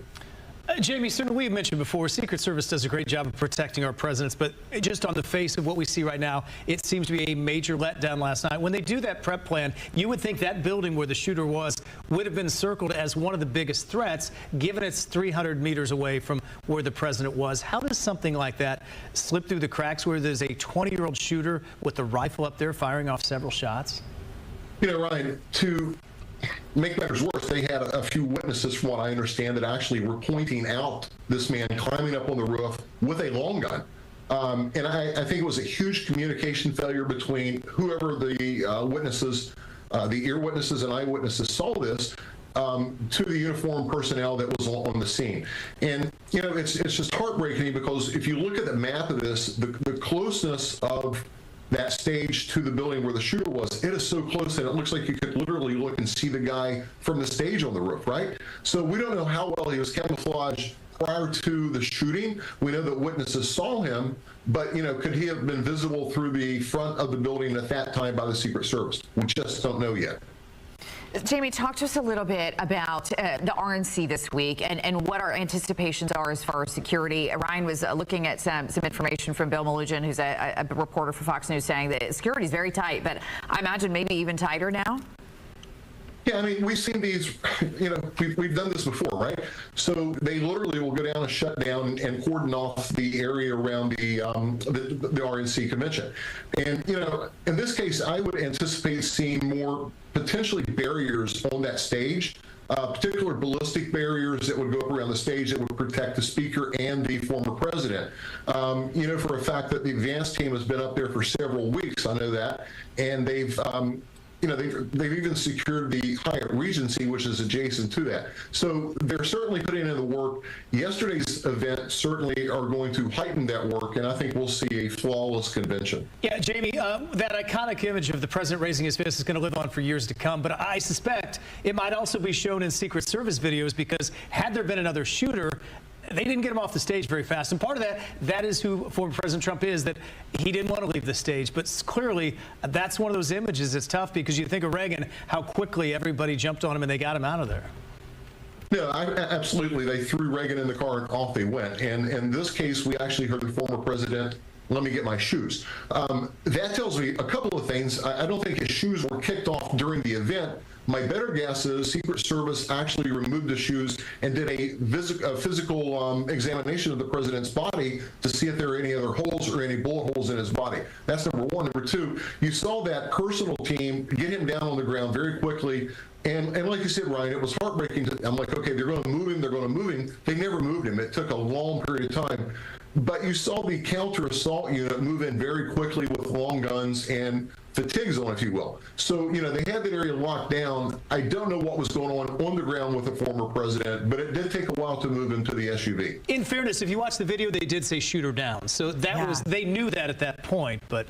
Well, sure. And I guess, Jamie, the question is right, at that point, I don't know that they knew how many shooters there were. Could there potentially be more? I mean, I think at that point, everything was just sort of in chaos.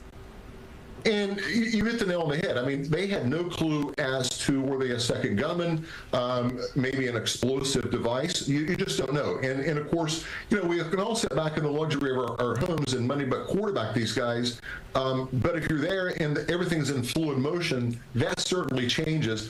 But I can assure you, from what I've seen from his personal protection team yesterday, I think they get an A+ because they got to the guy very quickly, put him on the ground, out of the way, and obviously secured him in an SUV and off to the hospital they went. The outer perimeter team, I'm not sure of. Right now, a C+, and it may get worse. We need an investigation to get to the bottom of it. Yeah, we'll have to watch the news cycle this week because it will probably develop very quickly. Jamie, let's hope we never see this again in our country. Dramatic stuff and scary stuff. Appreciate your time this morning. Thank you. And that right there was our Fox 35 Orlando team. We have been checking in with our different affiliates all throughout the morning to gather the latest details on the assassination attempt against former President Trump. Again, the FBI is handling that investigation, and they have identified the gunman. They are now searching his home over in Bethel Park, Pennsylvania. We do have a live image of that, so let's pop it up so you can see just that law enforcement presence that is out there. As the morning progresses, it's possible we could get an update here, so if there is any kind of news conference, we'll bring it to you right here on Live Now from Fox. The time now 8:51 on the East Coast, 5:51 on the West Coast. We're going to head to our final 2-minute commercial break of the hour. On the other side, we will get right back into our coverage here of that assassination attempt against former President Trump. You're watching Live Now from Fox. More to come.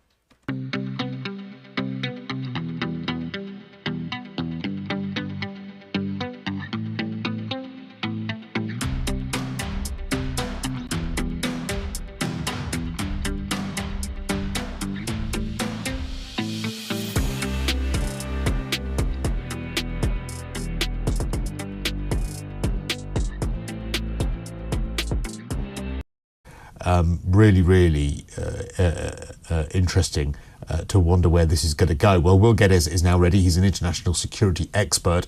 You may have just heard me, Will, morning to you, discussing how on earth someone in such an obvious rooftop position with a clear line of sight to the former president, how on earth they weren't picked up on by the security services, how they were able to get on the roof and mount a rifle in such vision and in such clear view of everyone and get to the stage where they can actually fire shots. It's astounding, Christo. I'll be honest with you, there is something a little bit fishy about this situation because ultimately, when you're running the protection of a principal, one of the biggest concerns that you will always have is if you're taking them into open spaces, it could be out either singing, promoting, talking, canvassing, whatever it might be, that wherever you have that event, you want to lock it down, secure it as much as possible.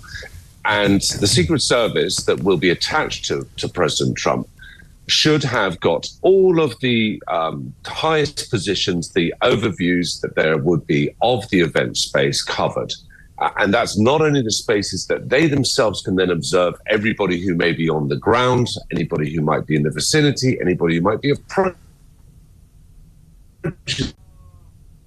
the vicinity, but also on other rooftops, in apartment windows, in office windows. So there's something a little bit suspicious about this. There to our Fox. I've been here for the past several hours to bring you all of your top stories, live events, and breaking news. And no question, the big story that we've been covering all throughout the morning and will cover all throughout the day, the assassination attempt against former President Trump. That happening, of course, over in Butler, Pennsylvania during a campaign rally just last night. Now, we do have this live image here that is over in New Jersey. That is where former President Trump is now. He was in the hospital for just a little bit, but he is now back home. So if he does make any sort of comments on camera today, we will make sure to bring those to you. All right, I do actually want to take you out to our Fox 6 Milwaukee team coverage of all of this here. Let's pop up the audio and listen in. Right now, with breaking news. Thing that said, take a look at what happened.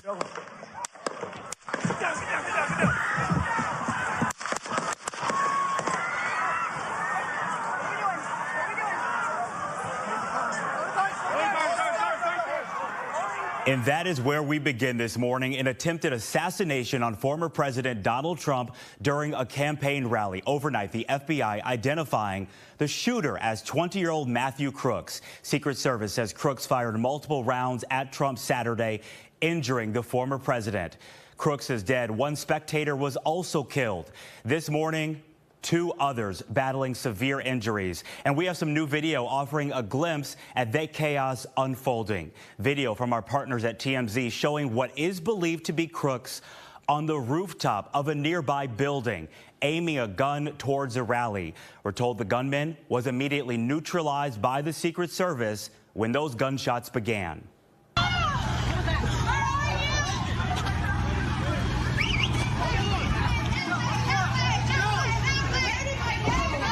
Oh my God. This video from an attendee captures an apparent gunshot being fired. He appears to be leaving the scene and comments he's just heard other shots. Officials also providing an update late last night at Trump Tower. Let's listen in. It's still an active crime scene. As I mentioned, we have a number of agents on scene.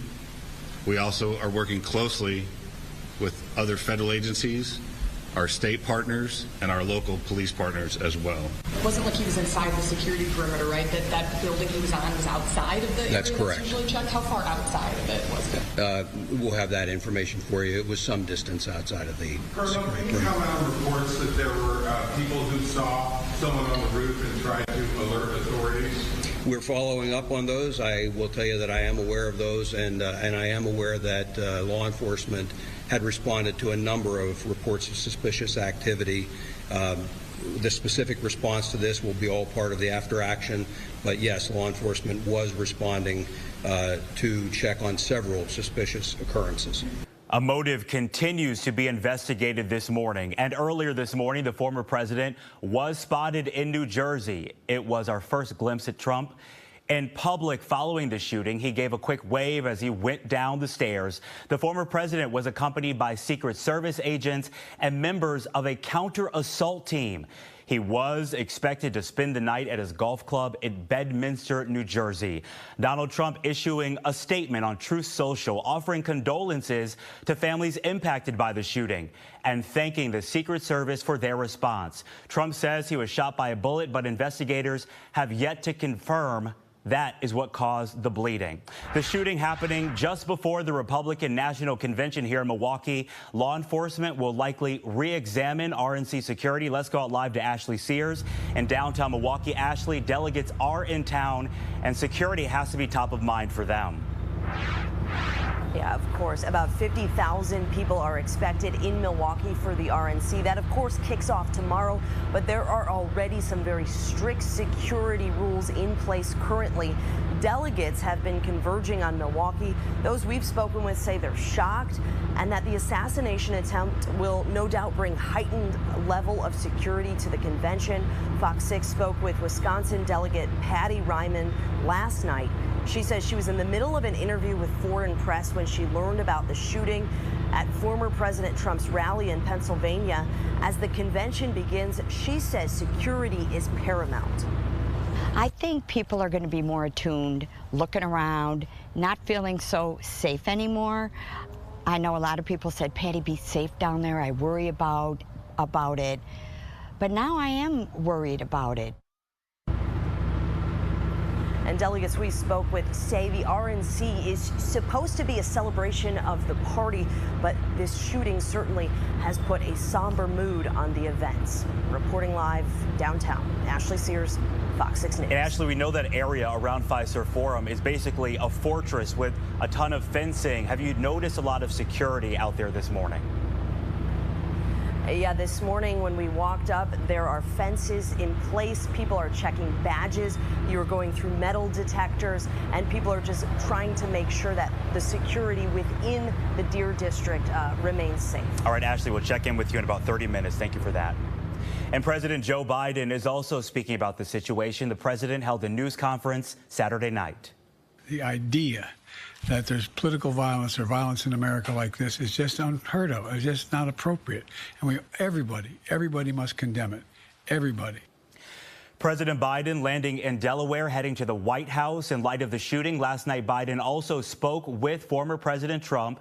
This was a private phone call. We do not know what was said on that call. More reactions pouring in from across the nation. Milwaukee Mayor Cavalier Johnson also reacting, saying this right here. There's no space, absolutely none, for this sort of violence in America. No one should be shot, not like this. Not kids, not churchgoers, and not a candidate for president of the United States. We must demand peace, whether it is in the political sphere or in homes and neighborhoods everywhere. We will keep you updated on this situation, both on air and online. You can go to our website, fox6now.com. And despite those concerns, the RNC is pushing forward. GOP delegates and others associated with the convention will continue to arrive in Milwaukee. People landed at Mitchell International Airport ahead of what is expected to be a busy RNC week. Travelers coming from around the country. We've talked to people from North Carolina, Oregon, and Pennsylvania. They are looking forward to connecting with other Republicans and exploring Milwaukee. The airport actually expects the 2 days following the convention to be its busiest. The conference brings road closures and traffic changes. The Hone Bridge will be closed starting this morning overnight and reopen Monday morning. McKinley and Fond du Lac ramps will be closed all week starting today, and so will the Kilbourne Avenue tunnels. Officials say to watch out for interstate closures in the area and use Lincoln Memorial Drive if trying to get around downtown. All of these will be posted on signs, so just be aware of that. It is 7:06.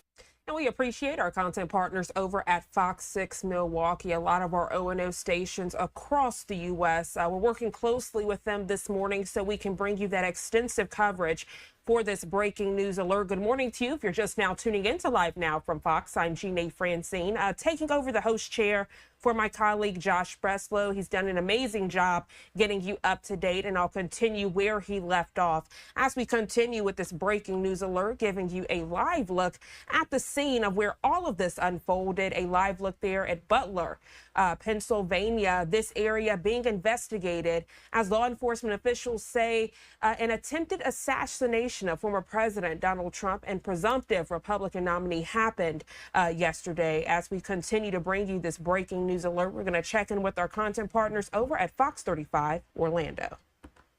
Shooting the former president. Thanks for being here for a very special edition of Good Day Orlando on this Sunday. I'm Amy Kaufman. I'm right, Elijah. We took that live look at the house that they're investigating. The FBI has identified the suspect. A 20-year-old Thomas Matthew Crooks is his name, from Pennsylvania, about an hour from where the shooting was. According to state records, Crooks did not have a criminal history. We're told he was a registered Republican voter in Pennsylvania, but federal campaign finances show he did give money to a progressive political action campaign that supported Joe Biden the day he was sworn into office. So a lot of questions. So right now, no red flags. We do know Crooks was set up outside of that venue in Butler, Pennsylvania. The map shows where officials believe the suspect was hiding out about 300 yards away when shots went off. The AP is also reporting there was an AP-style rifle that was discovered at the scene near his dead body when they were standing there. Donald Trump himself saying, of course, he was shot in the right ear, confirming that.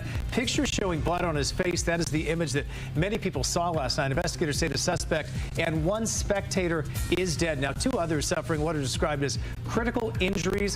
New video this morning actually shows a witness running away, trying to escape the chaos. I'm at the Trump rally and somebody just started shooting. What just happened? Well, as you heard shots ring out, several of them, Secret Service and soldiers swarming the event with rifles drawn.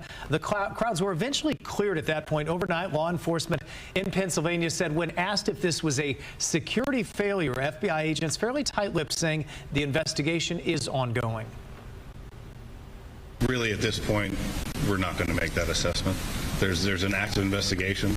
A lot of things need to occur investigatively to make those determinations of what, if any, failures there were.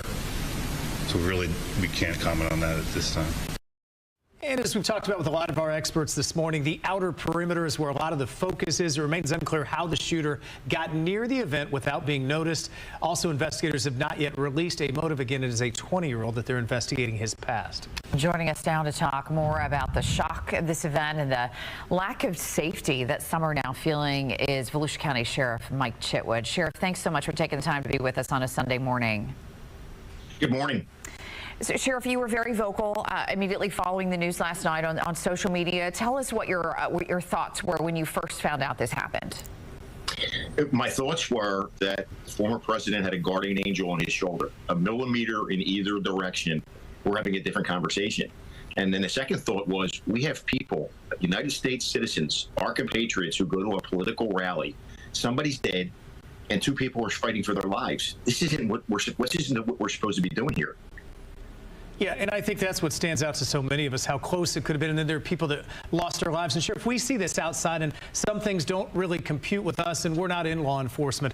Being in this, you've been in crowds, you've been in these big events. Now you've had a night's sleep on this. What stands out about what you saw yesterday? Well, number one is we always take the high ground. I mean, you think of the events that just go on here in Volusia County, whether it's Daytona 500, whether it's a concert, whether it's a presidential visit, or whether it's a presidential candidate that's visiting.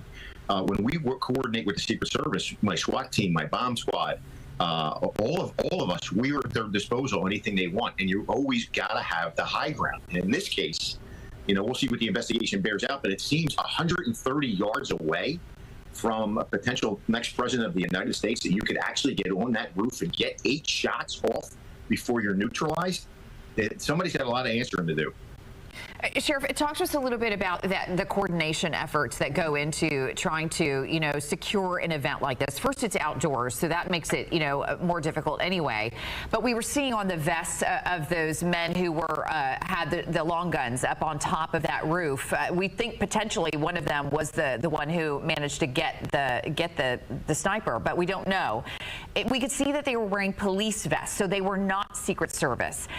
How does all of that work? How do they combine all of these resources to try to secure the event? Yeah, the first thing I want to say is, the Secret Service agents that I've always worked with in my career are spectacular men and women. They're extremely well trained, but you're only as good as your game plan. So an example I'll give you is when then Senator Barack Obama came to speak at BCU, his detail might have been 5 or 10 agents. The other 70 was Daytona Beach Police Department, Daytona Beach's SWAT team, and the sheriff's office that took the rooftops during the motorcade that came from our airport into BCU. So it's everything they need. The Secret Service is in charge. They have the master plan, and then they come to us and say, this is where we're short. We want X number of your snipers. We want X number of your bomb teams. We want X number of folks for traffic enforcement. Can you give us plainclothes officers if the protectee may be spending the night here, as Senator McCain did, where they'll cordon off floors of the hotel, and you'll have all law enforcement on those floors to help supplement what they have. Sheriff, I know we're out of time, but I do want to not let you go without asking this. What is the one question you want to see answered this week from this investigation? Well, I'd actually see who is this guy, and number 2, how the hell did he get that close? Yeah, I mean, I think those are the 2 questions we all have, and it sounds like Congress will be bringing Secret Service in to have some questioning done. Sheriff, we hope that you'll join us again throughout the week to talk more about this. We really appreciate you taking the time on a Sunday. Thank you guys very much. Thanks, Sheriff. Yeah, burning questions that he just mentioned right now. Shockwaves around the country and really around the world as a lot of the world is waking up to this news also this morning. And it's not just drawing high-profile reaction, also reaction from just everyday Americans. Matt Trezza has been out talking to people this morning and getting their reaction to that attempted assassination last night. Matt? Yeah, good morning. So we're here at Lake Eola Park in downtown Orlando. We've been walking around talking with people, just trying to get their bearings on like what they think about all this that's happened in the last 24 hours, like where this is, what this says about our country politically, what this says about our candidates, what this says about, whether people, about their thoughts on people who would resort to violence to achieve their means. Let's take a listen to what some of the people said that I spoke with. Regardless of whether you agree with him or disagree with him, that's just not right. I'd like to see more unity, right? We're called the United States of America for a reason. Mm-hmm. So I believe that we should be united, and I believe there's a lot of division. After the war, everybody was together, and slowly. And it's TV, and it's the smartphones, and all that sort of thing. So we're trying to talk from people to people from all different all different walks of life, try and get a variety and diversity of opinion here in Lake Eola Park. We're going to stick around and do that throughout the rest of the morning, bring you more in a little while. For now, live in downtown Orlando, Matt Trezza, Fox 35 News.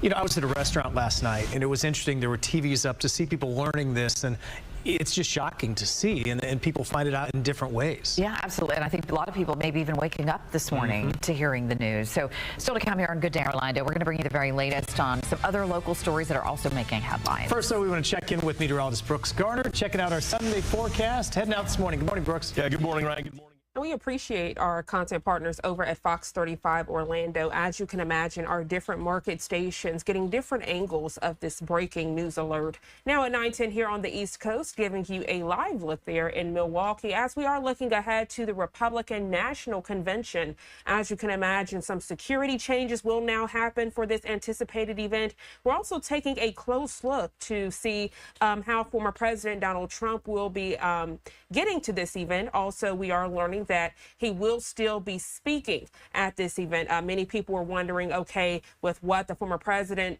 just had happened to him yesterday, would he take this time off? But no, he's still full force ahead, full speed ahead. As we know, the race to the White House is still on, and he says that his supporters and those in attendance at this RNC, they will be able to see him at this event. Also, a quick reminder for you as we are discussing the Republican National Convention right here on Live Now from Fox. We will continue to have extensive coverage of what just happened, this breaking news alert, but also extensive coverage of the RNC. As we know, Live Now will have complete coverage of the RNC each day and night this week, beginning tomorrow morning. The time now 9:11 on the East Coast. I'm Jeanne Francine. We're going to go to our first 2-minute commercial break of the hour. We'll be right back.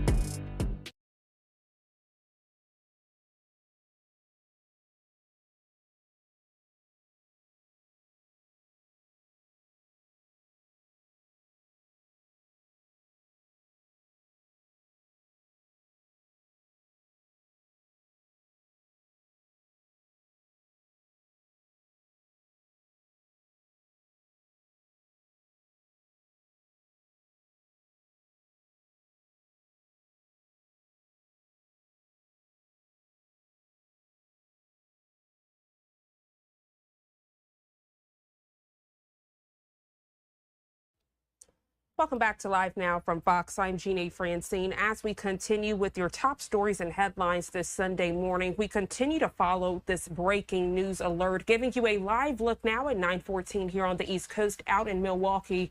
You're taking a live look at the site of the 2024 Republican National Convention. Now, if we go back in time a few hours, law enforcement officials saying a shooting at Donald Trump's rally in Butler, Pennsylvania is being investigated as a, quote, attempted assassination of the former president, but we also know he's the presumptive Republican nominee. Again, this happening right before the Republican National Convention kicks off on Monday there in Milwaukee. Well, joining us live this morning to further explain is political strategist and UCF professor, Dr. Larry Walker. Dr. Walker, good morning to you. Thank you so much for joining us for this breaking news alert. Sure. Thank you for having me join you this morning.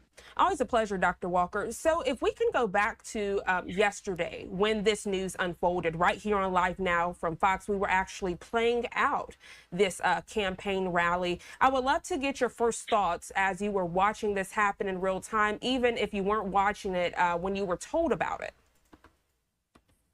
Yeah. So, this is, a very important question. I think obviously I was surprised like everyone else. I happened just to turn it on when the incident occurred. And so I think that what we really need to do is remember that any kind of form of violence is unnecessary and dangerous, and particularly in the climate that we have today. And I think that also obviously you see that former President Trump survived the attempt, which is certainly good news. And they've also obviously found out who the perpetrator is. One individual has been killed. Certainly would to see other individuals involved in this attempt on his life. But I think as we go into the Republican convention and, obviously in a few weeks at the Democratic convention, I think that over the next couple of days that we have to be very careful of the rhetoric, and that it has to be, people have to really be very controlled in terms of what they say, because this unfortunate incident, could really spiral out of control, and we could have faced serious challenges in this country. Like I said, if we're not very careful with the rhetoric, I think we need to really find out why this occurred and let law enforcement do their job. And certainly, I would hope that policymakers and various others would not make any comments that may hinder the investigation, or we have a society deals with a lot of misinformation, and this is not the time for that. Great point you're making, Dr. Walker. And as you were explaining that, it puts into perspective that though this tragic situation happened at former President Donald Trump's campaign rally, it could have happened at current President Joe Biden's rally. I mean, this, unfortunately, is the climate we live in. I want to ask you, what does this say about America's democracy in this day and time, to where if you don't agree with someone, you simply go to a rally and you fire shots at them?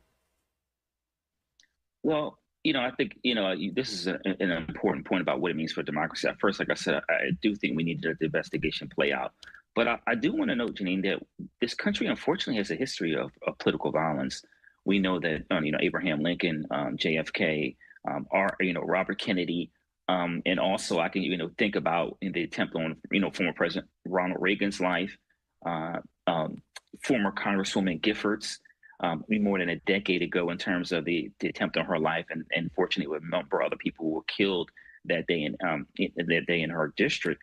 So unfortunately, this country has a history of political violence, and that's why I'm saying that people need to be very careful the next several days and several weeks with the rhetoric, because this is not this is happening in U.S. history, and once again, it can escalate. But I think it's really important for Americans to be reflective and ask ourselves where we are right now, and with the attempt yesterday, and be mindful that this has happened in previous decades. And if we're not careful, once again, this could spiral out of control. Dr. Walker, as you can imagine, I've attended national conventions before for both sides of the aisle, and that security is always tight with these events. I'm wondering how much tighter they will be now that this attempted assassination happened just a few hours ago. We are learning that former President Donald Trump is saying that he is not going to let this keep him from getting out there to continue to campaign as the race to the White House is on. Yeah, wow, yeah, you're right. This means that security is always really tight, but it's going to be even tighter. Certainly, there's going to be a microscope on the Secret Service and local law enforcement to try to figure out how this gunman was allowed. This was allowed to happen, and we also have to note that an innocent bystander was apparently killed. So, the condolences to their family. But you're right, for the Republican convention this week and the forthcoming Democratic convention, the security is going to be even tighter. And, once again, Janine, we're going to have to really watch very carefully over the next couple of days and couple of weeks. The policymakers, individuals who have different platforms, podcasts, et cetera, those who are willing to let this investigation play out, and those who add to the rhetoric, which once again could be dangerous.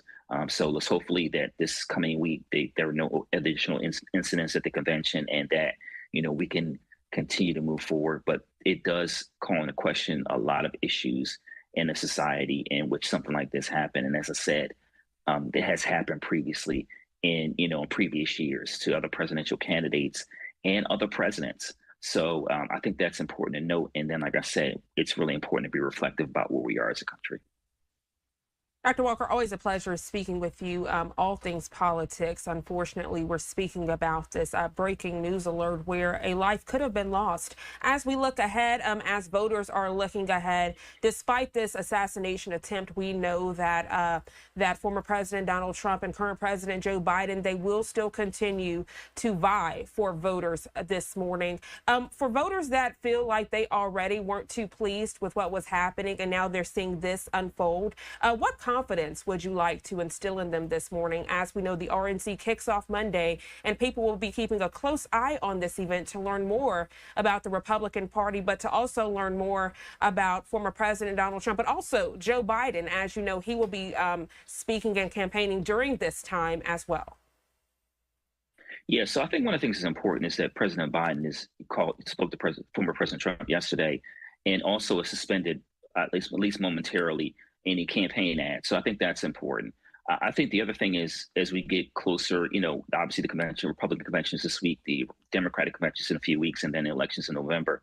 And, we've talked on your show before, you really have to, bottom line is this about policy issues for whoever wins the election in November? What are the policies that you plan to implement that's going to have an impact on, low and moderate income Americans, especially those with children? So it really comes down to policy issues. And obviously this is politics. So, there's always rhetoric. But I need, those who are watching, you really need to pay attention to, like I said, those policy issues that will have a positive impact on your life. Dr. Walker, thank you again for joining us. Anything else you'd like to add? Anything myself and the viewers need to be keeping a close eye on as a lot of events are unfolding as the race to the White House is on? I think I've been on your show before when I said this is going to be ups and downs. We've talked about that. I certainly didn't anticipate what happened yesterday, but we've crossed a threshold, so to speak, and so it'll be a very interesting time politically between now and November. And so I would just say to Americans that take a deep breath, be reflective about where we are, and then, like I said, where we want to take this nation in as we move into next year. Dr. Walker, thank you again. You enjoy the rest of your day. You too. Thank you for having me. Thank you. Giving you another live look as we are previewing coverage and setting the stage for this anticipated event. Again, we are just hours away from the Republican National Convention. And of course, as we continue to hit your breaking news alerts this morning, we will also continue to cover the very latest as it relates to the Republican National Convention. You will get that extensive coverage right here on Live Now from Fox in the mornings and in the evenings with the different hosts throughout the day. Now at 9:23 on the East Coast, going to our second 2-minute commercial break of the hour. When we come back, continuing with your breaking news alerts this Sunday morning.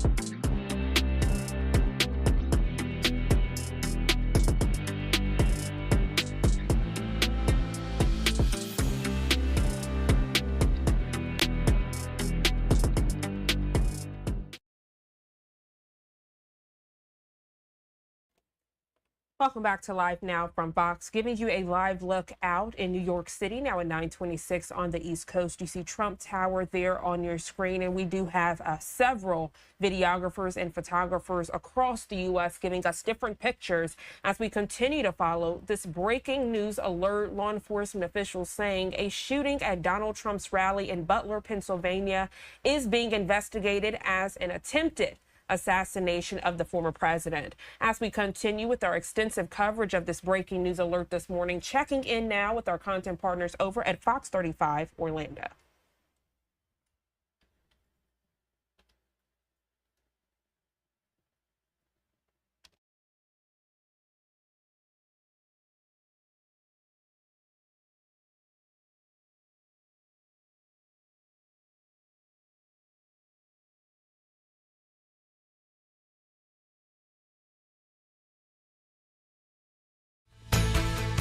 Our thoughts and prayers are with former President Trump and his family and everybody else here in America, too.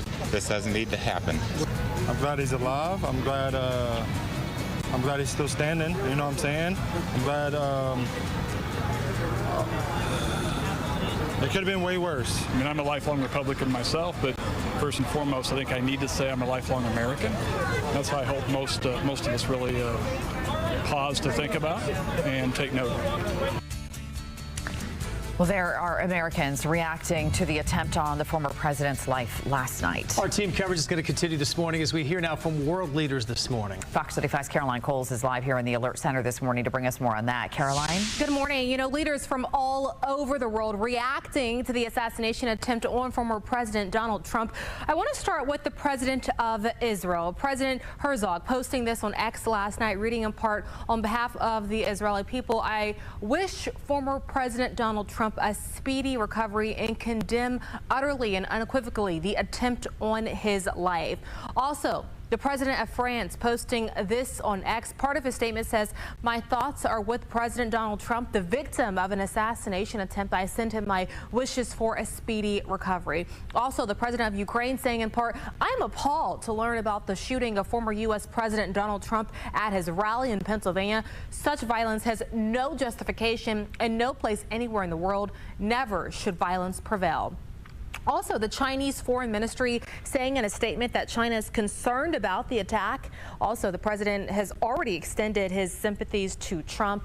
Meanwhile, we are just going through all of the different social media reactions. They are continuing to pour in. We'll have some more later in the show. For now, I'm going to send it back to you guys. All right. Thank you, Caroline. And we do want to send things back out to Fox 35's Matt Trezza. He has been live in downtown Orlando talking to people about this attempted assassination last night. What are folks saying, Matt? Yeah, that's right. It's not just world leaders who are sounding off about this. It's everyday Americans, you know, walking around and just going about their day. I asked them what they thought when they heard about the assassination attempt, what went through their mind, what this says about our country's politics, what this says about the people who might resort to violence in order to accomplish things. Here were some of their takes. I don't know what the future brings when we have a political climate as we do now. And we're going to stay out here throughout the morning, gathering thoughts and opinions from some people, and just like bringing it to you, just the thoughts of people living in Orlando here in downtown, like what they think about and their reaction to this political violence. We're live in Orlando. Matt Trezza, Fox 35 News. Thank you, Matt. We also want to get the latest from the campaign trail. Today, delegates will start to gather in Milwaukee ahead of the RNC convention, which officially starts tomorrow. Yeah, more than a dozen local delegates. They're leaving today to go to Milwaukee. Rebecca Castor has more now on whether the attack are going to have any impacts on former President Trump's attendance. Former President Trump has been released from the hospital and spent the night at his private golf club in New Jersey. The FBI is leading this investigation into what they're calling an assassination attempt. If you want to really see something that's said, take a look at what happened. Shots fire, and former President Trump grabs his right ear before dropping to the ground.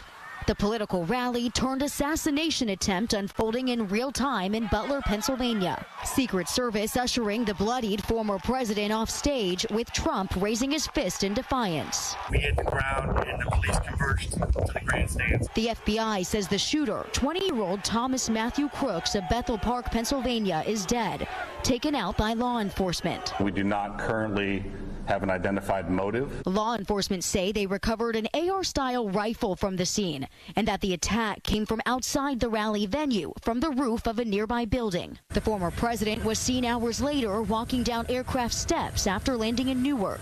In a statement on Truth Social, Trump saying he, quote, knew immediately that something was wrong and immediately felt the bullet ripping through the skin. Much bleeding took place. Speaking from Rehoboth Beach, Delaware, President Biden denounced the attack. There's no place in America for this kind of violence. It's sick. It's sick. Thousands of Republicans are on their way here to Milwaukee for their national convention, which kicks off tomorrow. The RNC says Trump will still be attending, and his keynote speech is scheduled for Thursday. In Milwaukee, Rebecca Castor, Fox 35 News.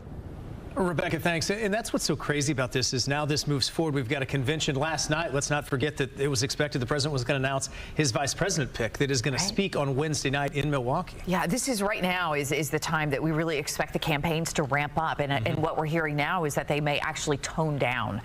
So it is going to be very interesting to see in the weeks and months ahead if that rhetoric and you know, the vitriol back and forth really does come down. On that point, the White House announcing last night that President Biden has pulled back his ads, at least for the time being, which I think is always the right move on either side. There's a time for politics, and we're 4 months out from an election, so it's coming, but not this weekend. Yeah, no, and you're right, and it'll be interesting to see if on the Trump side of things they do the same, so we'll have to wait and see. Well, coming up, we're going to talk to the family of a 13-year-old girl who was murdered in Orange County. Yeah, just a heartbreaking case.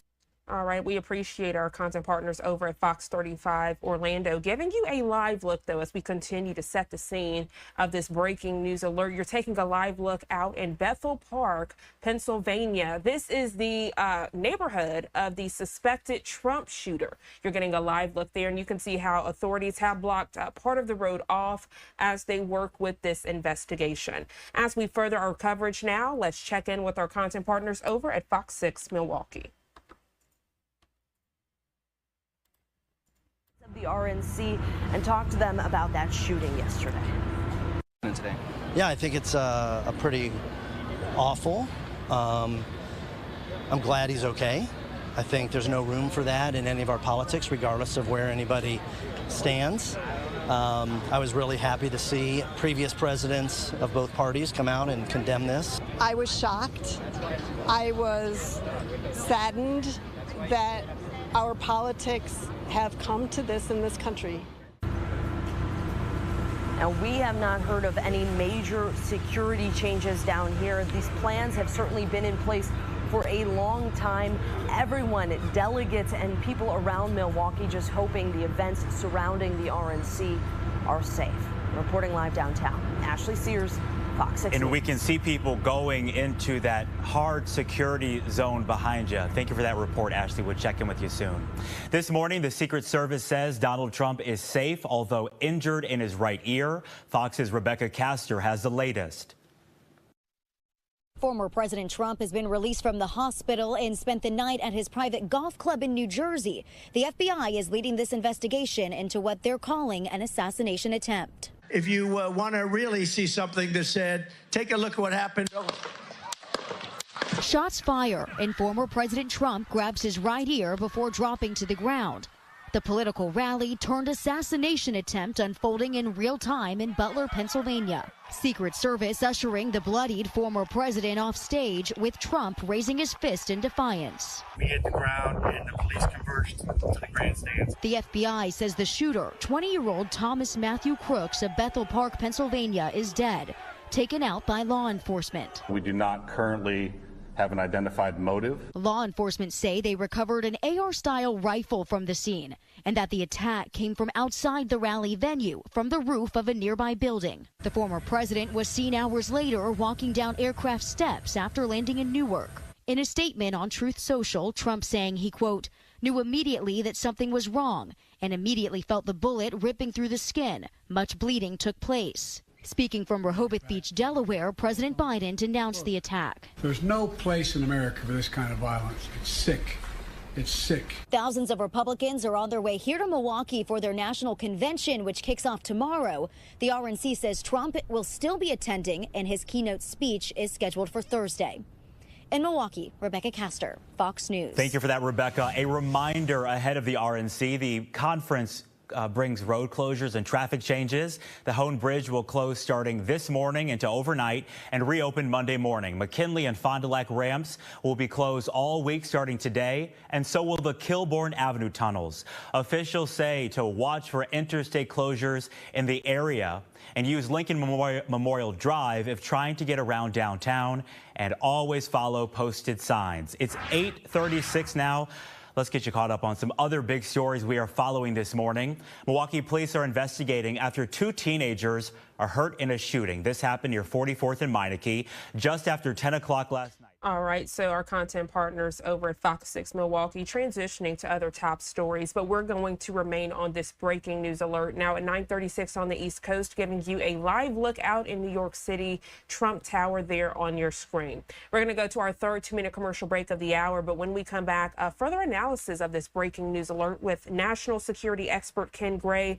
More details in just 2 quick minutes.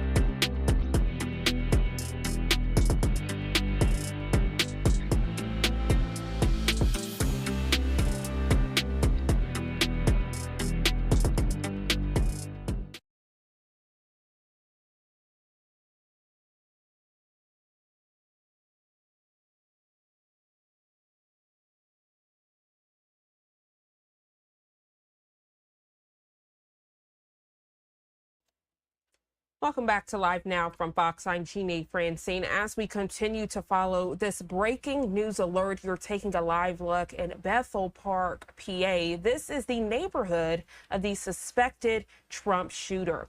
According to our content partners at the Associated Press, we're learning 1 attendee was killed and 2 were critically injured. Former President Trump saying on social media that a bullet, quote, pierced the upper part of his right ear before agents whisked him off stage.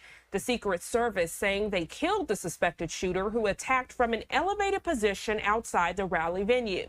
The FBI naming Thomas Matthew Crooks, age 20, of Bethel Park, Pennsylvania, as the subject involved in this assassination attempt. The agency saying the investigation remains active and ongoing. If you're just now tuning in and you're wondering what brings us to this point, I actually want to play out those hectic and chaotic moments for you when former President Donald Trump was on stage during that campaign rally. Let's watch this together.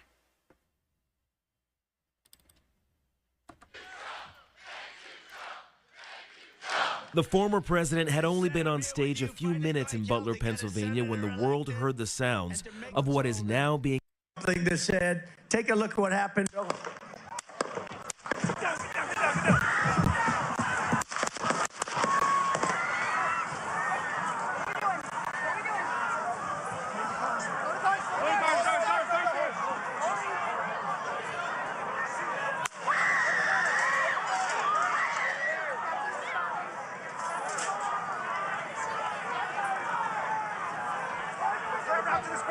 Move it to spare. Hold. When you're ready. On you. Ready. Move. Up. Move. Go. Up. Hawkeye's here. Hawkeye's here. Move it to the spare. Spare, get ready. Spare, get ready. You ready? Shooter's down. Shooter's down. Are we good? Shooter's down. Shooter's down. Are we good to move? Shooter's down. We're good to move. We're clear. Let's move. Let's move. National security expert Ken Gray joining us now. Ken, thank you so much for joining us for this breaking news alert. I would love to hear your thoughts as you were learning of this breaking news as we just watched it unfold. Hi, Janae. Glad to be with you. Yeah, this tragic event here, President Trump, they're addressing the rally. This is an open venue rally. Open venue rallies are less secure than closed events like inside a conference center or inside an arena. And so Secret Service is responsible for the protection of the president. You notice the agents diving on President Trump and then getting him to the vehicle to get him out of the area. That part went well. However, the site survey of this area should have identified that rooftop as being an area of a potential threat, and somebody should have been posted up there. So that was a gap that will figure prominently on the investigation about what went wrong. The FBI is lead federal agency for doing the investigation itself. They are out at the residence of Thomas Matthew Crooks. They'll be looking at seizing his computer, doing a search of his house, doing interviews of family members, interviews of neighbors, interviews of colleagues. This is an ongoing investigation. We will probably hear another press conference from the law enforcement that are gathered together for this sometime later on today. But at the moment, we have the name of the shooter, we have the ID of the shooter, but this is still an ongoing investigation. Great analysis there, Ken. I want to ask you to dissect the very beginning of this video. You see, and we actually heard as I played it out, there were some shots that rang out before the president ducked and people behind him just standing there not knowing if these were a firework display that was about to happen or what. And then you see as the Secret Service dived on top of the former president, people are still in the background standing. Truly a moment of confusion, to say the least. This is the fog of war that occurs whenever an event unfolds like this, is that not everybody is on the same page about what is happening. Some people thought it was fireworks. Some people said it might have been a car backfire. But President Trump was the first one to indicate because he felt the strike to his ear. He dropped to the ground. Then Secret Service piled on top of him. They reacted. But had the shooter been an inch or to 2 inches further to the right in this shot, we may be having a different conversation right now. I know you are proficient and have a background with national security. A lot of analysis this morning, I'm trying to say it nicely, on the Secret Service and their response. We saw where the suspected shooter was stationed on top of that building. And as you know, when a president or former president is in an area, usually you have Secret Service up there on those buildings. You have drones surveying. The response of the Secret Service, Ken, I want to ask you, do you think they did a great job? Do you think this was a learning opportunity? Do you think some people will lose their jobs because of how this played out? There are several components here. One of it is the agents that were responsible for protecting the president right there up on the stage. They executed their mission flawlessly. That is, they dove on top of the president. They put their bodies between potential threats and the president. and they got him off the stage to the car and got him out of the area. So as far as that aspect of it, that went flawlessly. There is also the counter assault team. Those were the individuals you see get up on the stage that were wearing jumpsuits, helmets, body armor, long guns. They were there to try to provide suppression fire in the event that somebody was still shooting at the president. The third component is the counter sniper teams. That was the shooters up at a upper level position that were looking for potential threats. They should have been able to see the shooter crawling across the rooftop. Apparently, people on the ground saw him go up onto the rooftop.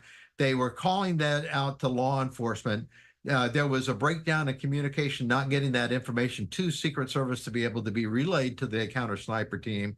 The counter sniper team did shoot and kill the shooter once he had taken the shot. But like I said, had the shooter been a little bit more accurate, they likely would have killed President Trump. And so there are questions that need to be answered on this. One question is the site survey.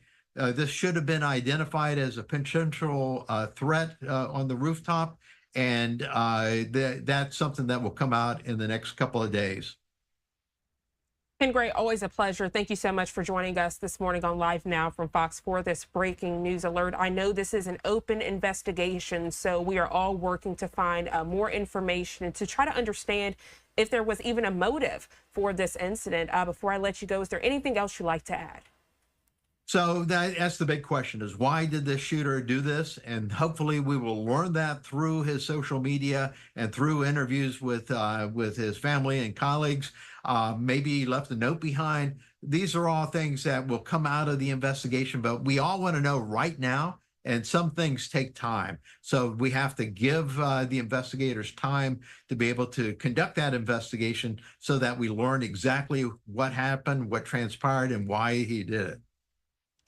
Absolutely, and we'll definitely be keeping a watchful eye right here on Live Now from Fox. Always a pleasure, Ken Gray. Thank you so much for joining us to make us make sense of this tragic situation. You enjoy the rest of your day. Thank you. And as Ken Gray was discussing that suspected shooter, the FBI naming Thomas Matthew Crooks of Bethel Park, Pennsylvania, age 20, as the person who tried to assassinate former President Trump. You're taking a live look there at the suspected Trump shooter's neighborhood. We're getting the shot courtesy of our content partners over at Fox News Edge. Now at 9:48 on the East Coast, we're going to go to our final 2-minute commercial break of the hour. When we come back, further analysis and examining this breaking news alert this morning on Live Now from Fox. We'll be right back.